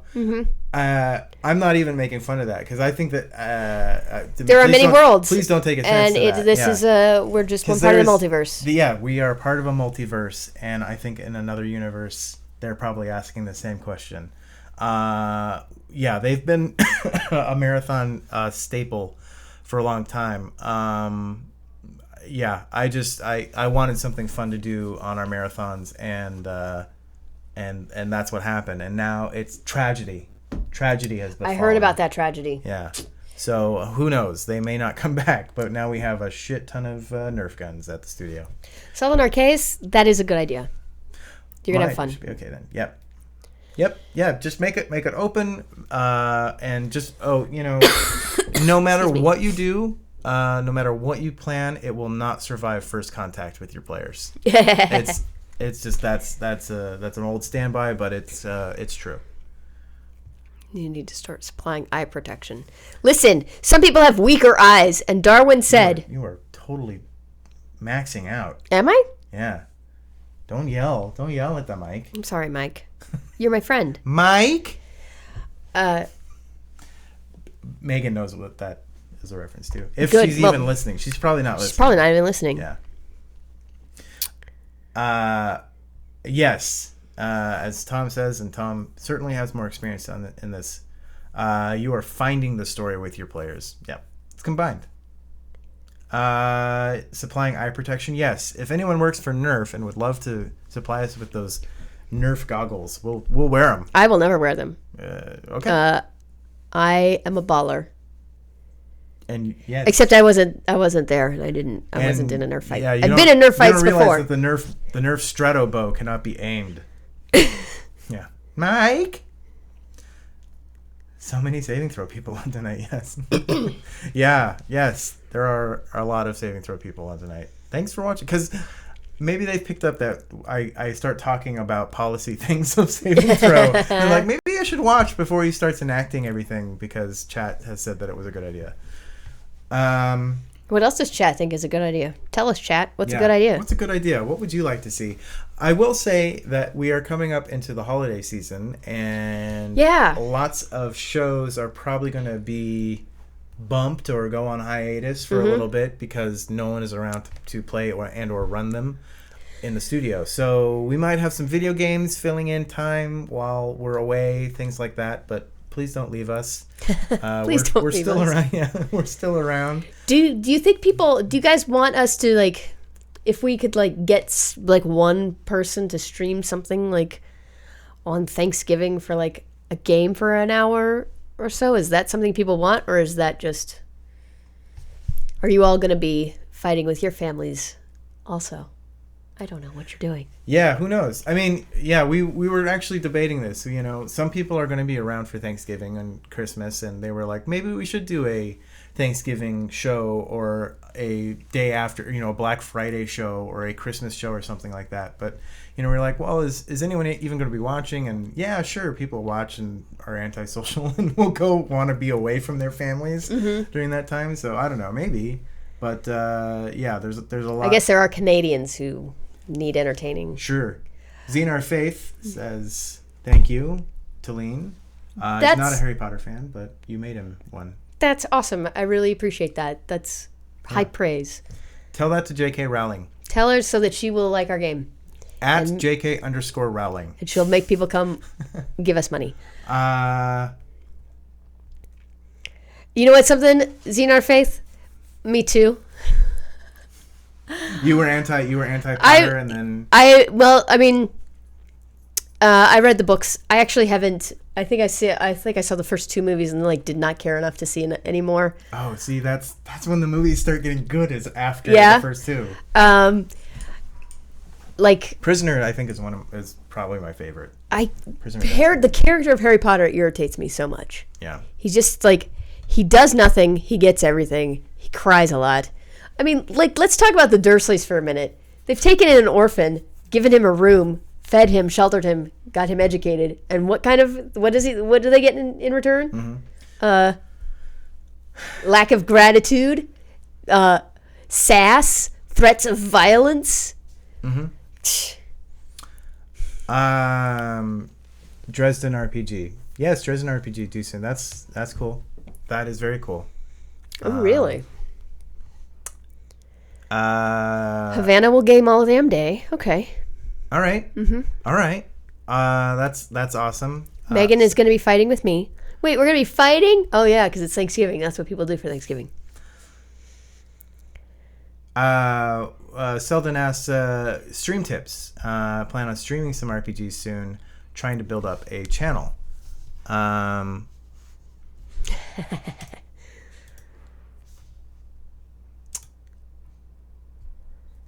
Tyler Williams on YouTube asks, "Be my dad." I don't know when that came in, but I don't know. I guess I should set up an application on the website or something for people, we'll for you see. to be dad, for you to be their dad. Yeah, sure. Just You really do have a dad vibe.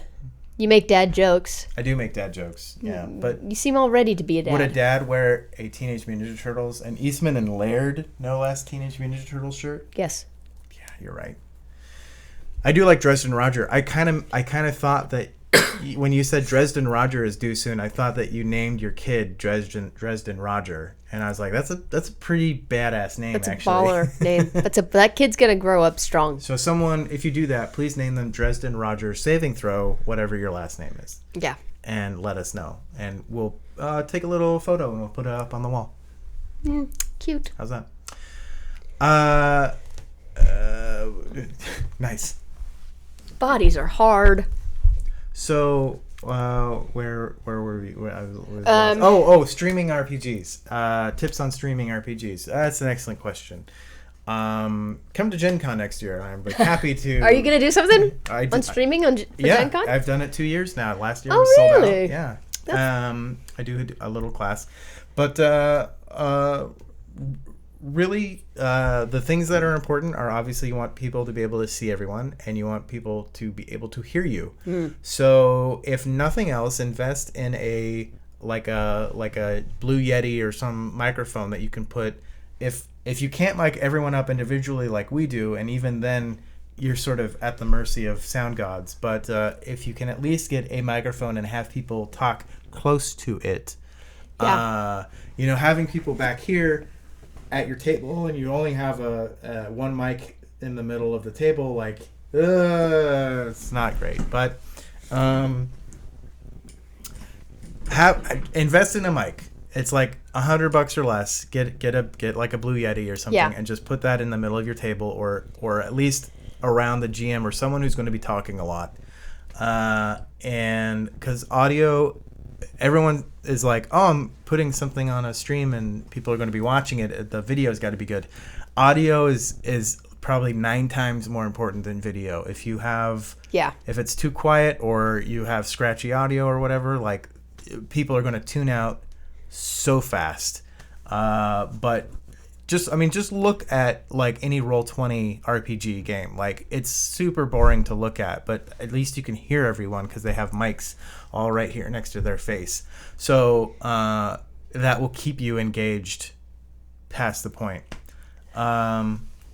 So invest in a decent microphone. It doesn't have to be a great microphone, and you certainly don't need lavaliers like we all have or anything like that. Yeah.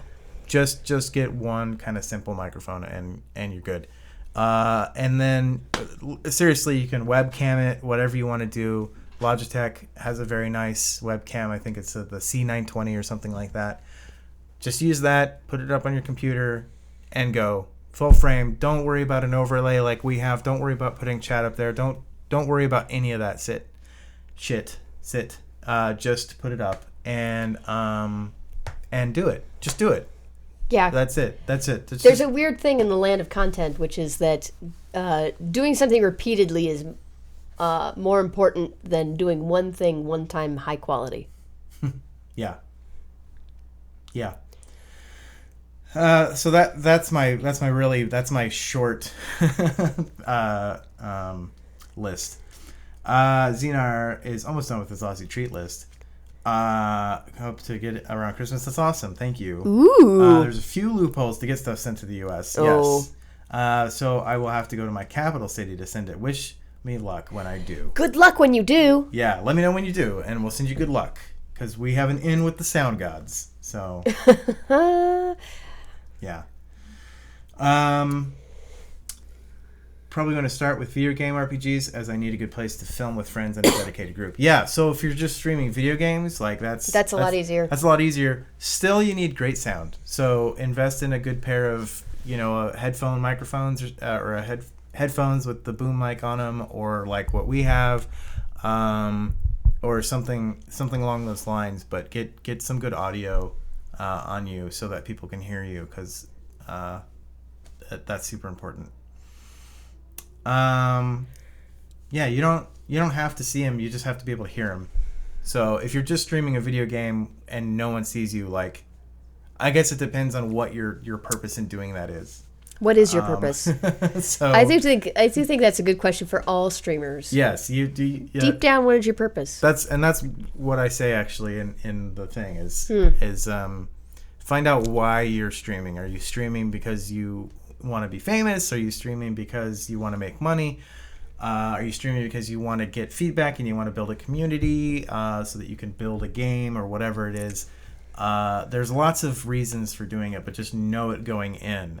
If your thing is to build an audience and to have people connect with you, obviously having something to look at is important in that regard, but it's an extra step. As long as they can hear you, great. If they're just watching you play a game, you better be damn good at that game, or really bad, or really funny, or else it's not. But also, not like, there's if you're patient and you're like, you just do it for the learning and the fun of it. Mm-hmm. Like, it doesn't matter if people don't watch. Yeah. There's a sound god in the sound waves. Yep. And that's nice. You guys are having fun. Good for you. I'm glad you're having fun. Oh yeah. We should tell Amy's boyfriend that He's not cute. He's interesting. Does Amy have a boyfriend? Does she? Is he cute? No. Is he interesting? I hope These are the questions God, I have. I hope so. These are the questions I have. That's a good quote though. Yeah. Don't have a webcam. That's fine. Just stream. Just do it. Just do it. What the? We're okay. No, I just. No, not that thing. It's fine. No, I love that thing. Now, chat can look inside themselves and then see me again. Oh, wow. It's not working the same. Look at that. Whoa. That's. Ooh. There you go. There you go. Cool. Okay. By the way, I'm sorry, Mr. Spider, who was on this and lived on this for a long time and now is homeless and probably is going to bite my feet. Because that's what's big spider? Do. No, it's not a big spider. Then it's a little tiny you'll be fine. Spider. Whoa, that's trippy. Okay.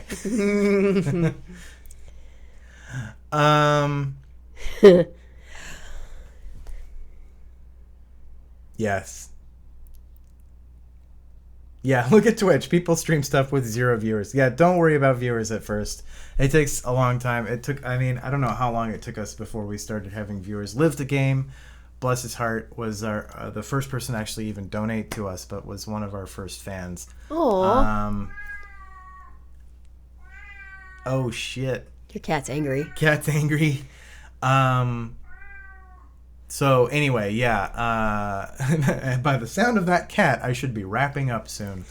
But yeah, it took us several episodes at least before we had like even 1 or 2 people watching, and it took us a few months before we were like, is it even worth it? To Sure. keep going, and we were just having fun, so we were just like, well, we'll just keep going until. And that's it. Like that's important because I've been a part of a whole bunch of different projects that.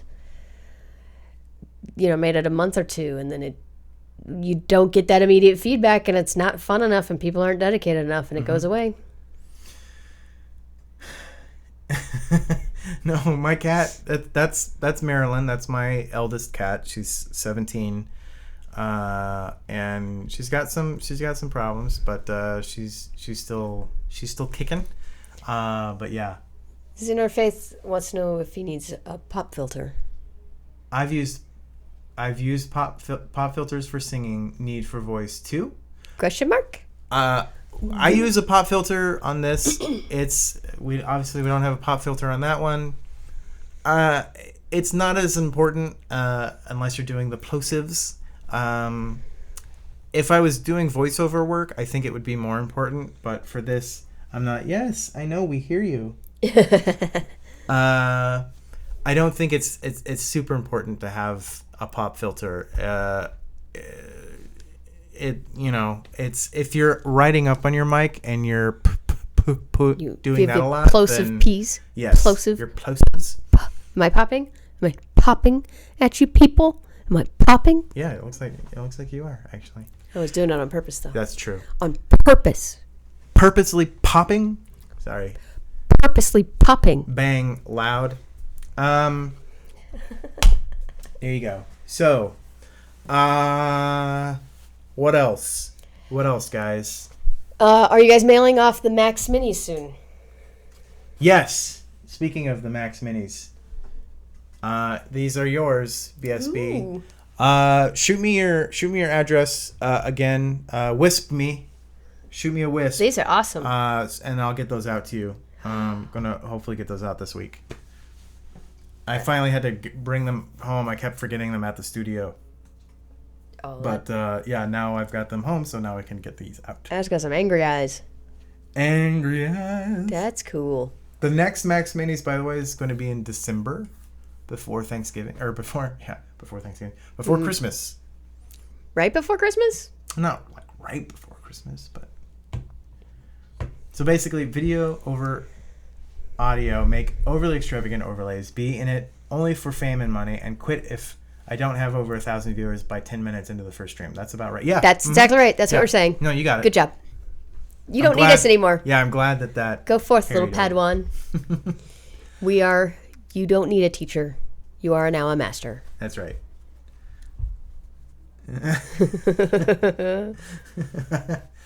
That's a good quote for James. Cool. So what else? You got 4 minutes, folks. Any questions for Teline? Do you have any ideas for Any questions for me? Yeah, any questions? Anything that you want to see us do on Misadventures or not do?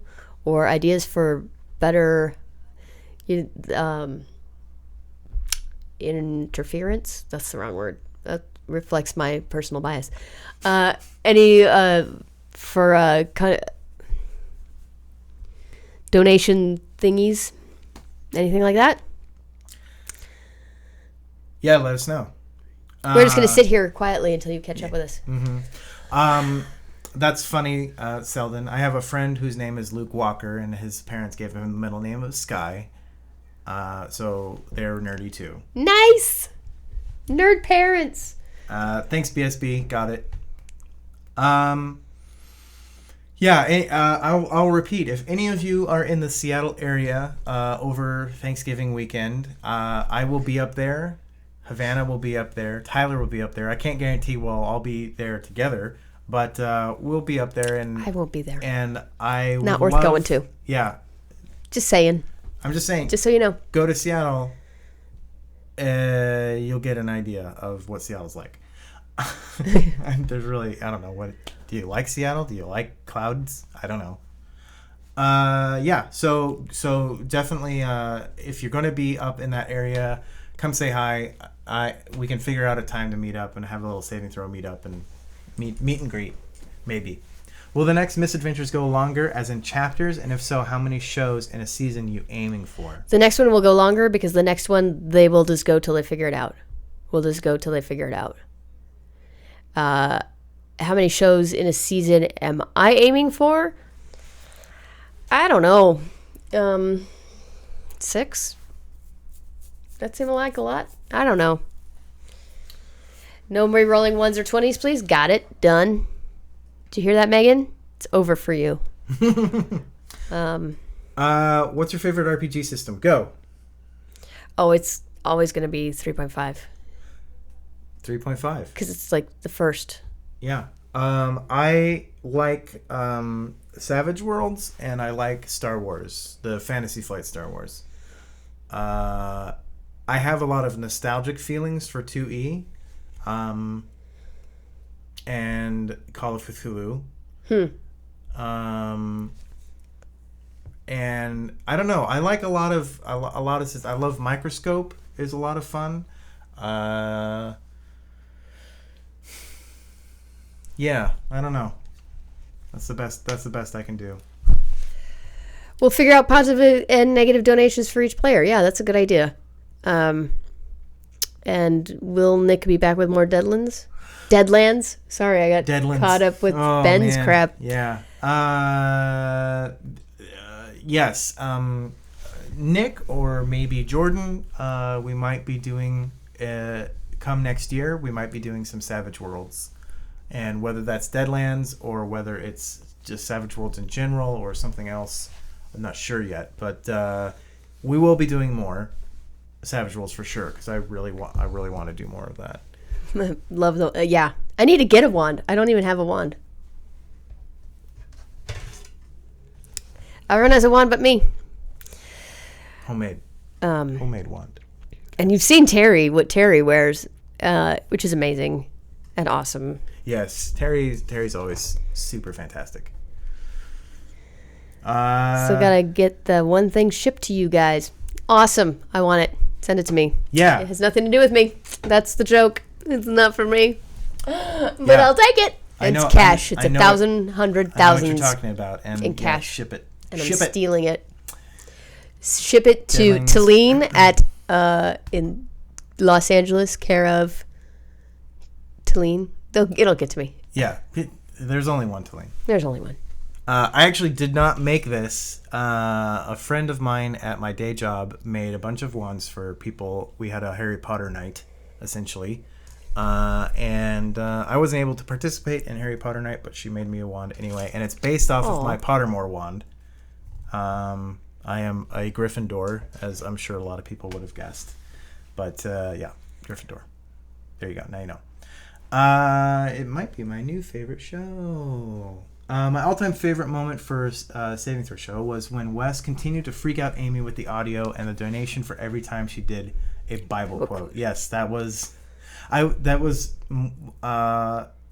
first time I had not been in the studio, or that was back in Tyler's garage, and it was the first time I wasn't there to run the show. It was a Halloween episode.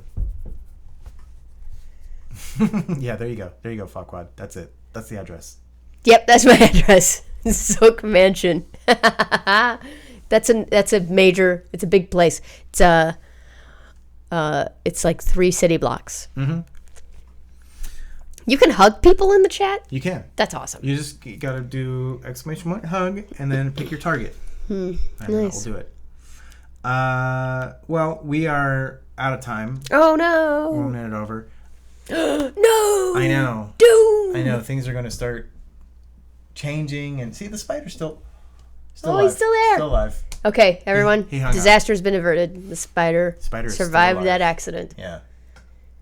Anyway, thank you guys for tuning in and watching Proficiency Check. We'll be back in 2 weeks with... Wait, will we be back in 2 weeks? I don't know what you're doing. Actually, no. I won't be here. I'll be in Seattle. So if you want Proficiency Check, come visit me in Seattle. You gotta do a big meetup thing. Yeah. That's crucial. Really should. But let's go into the calendar. Let's see. Look at all the hugs. Let's talk about what's going on for the rest of the week, because I don't know. I think it's kind of cool. But maybe you don't. I don't know. That's something.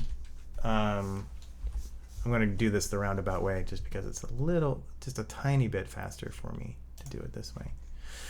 So, I have an even faster way of doing this. This is fascinating.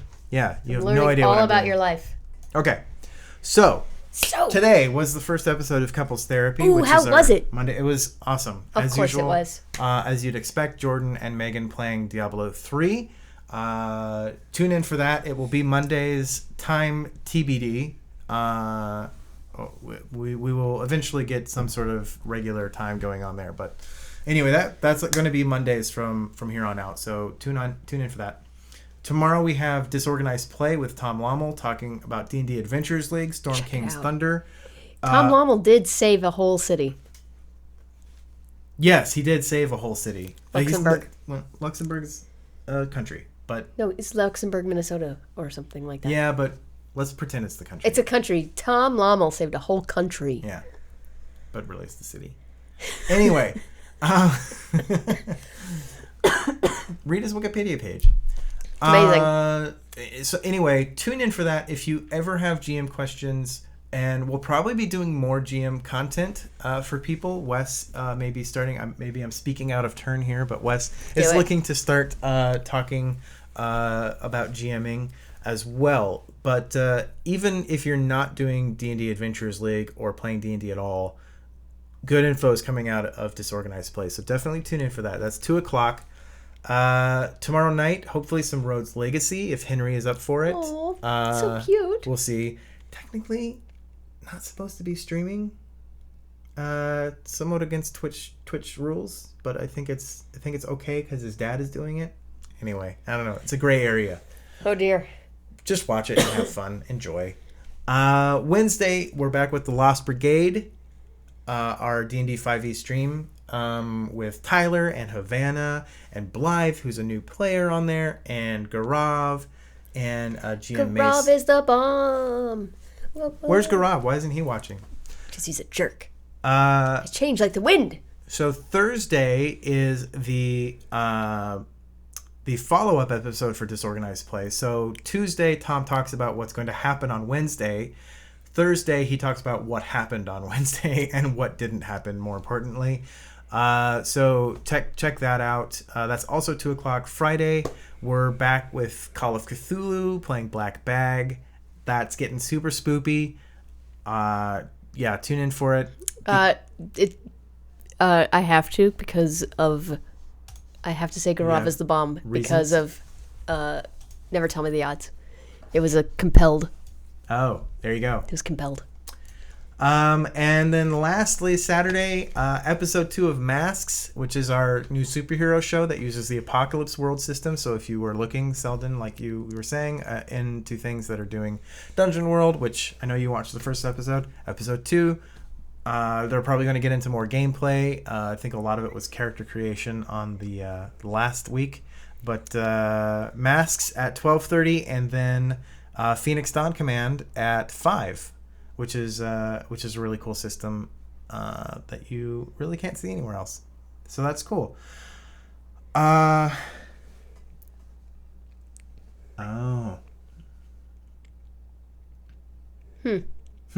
Interesting. Okay. All right. Just reading chat. Yeah. So anyway, thanks so much for watching. If at any point in time you are free to send us messages or questions or whatever, just email us. Hit the contact us page on our website, savingthrowshow.com. Follow us, like, comment, subscribe on YouTube. You can watch all these things over there, and get on our Patreon. There's lots of cool stuff that happens there. 2017, we're going to be introducing a lot more interactivity with our Patreon backers and stuff, so it's a good time to get in on that. Anything else? That's it. All right, thanks guys. Thanks for tuning in. Thank you so much. We will see you soon. Bye. Bye.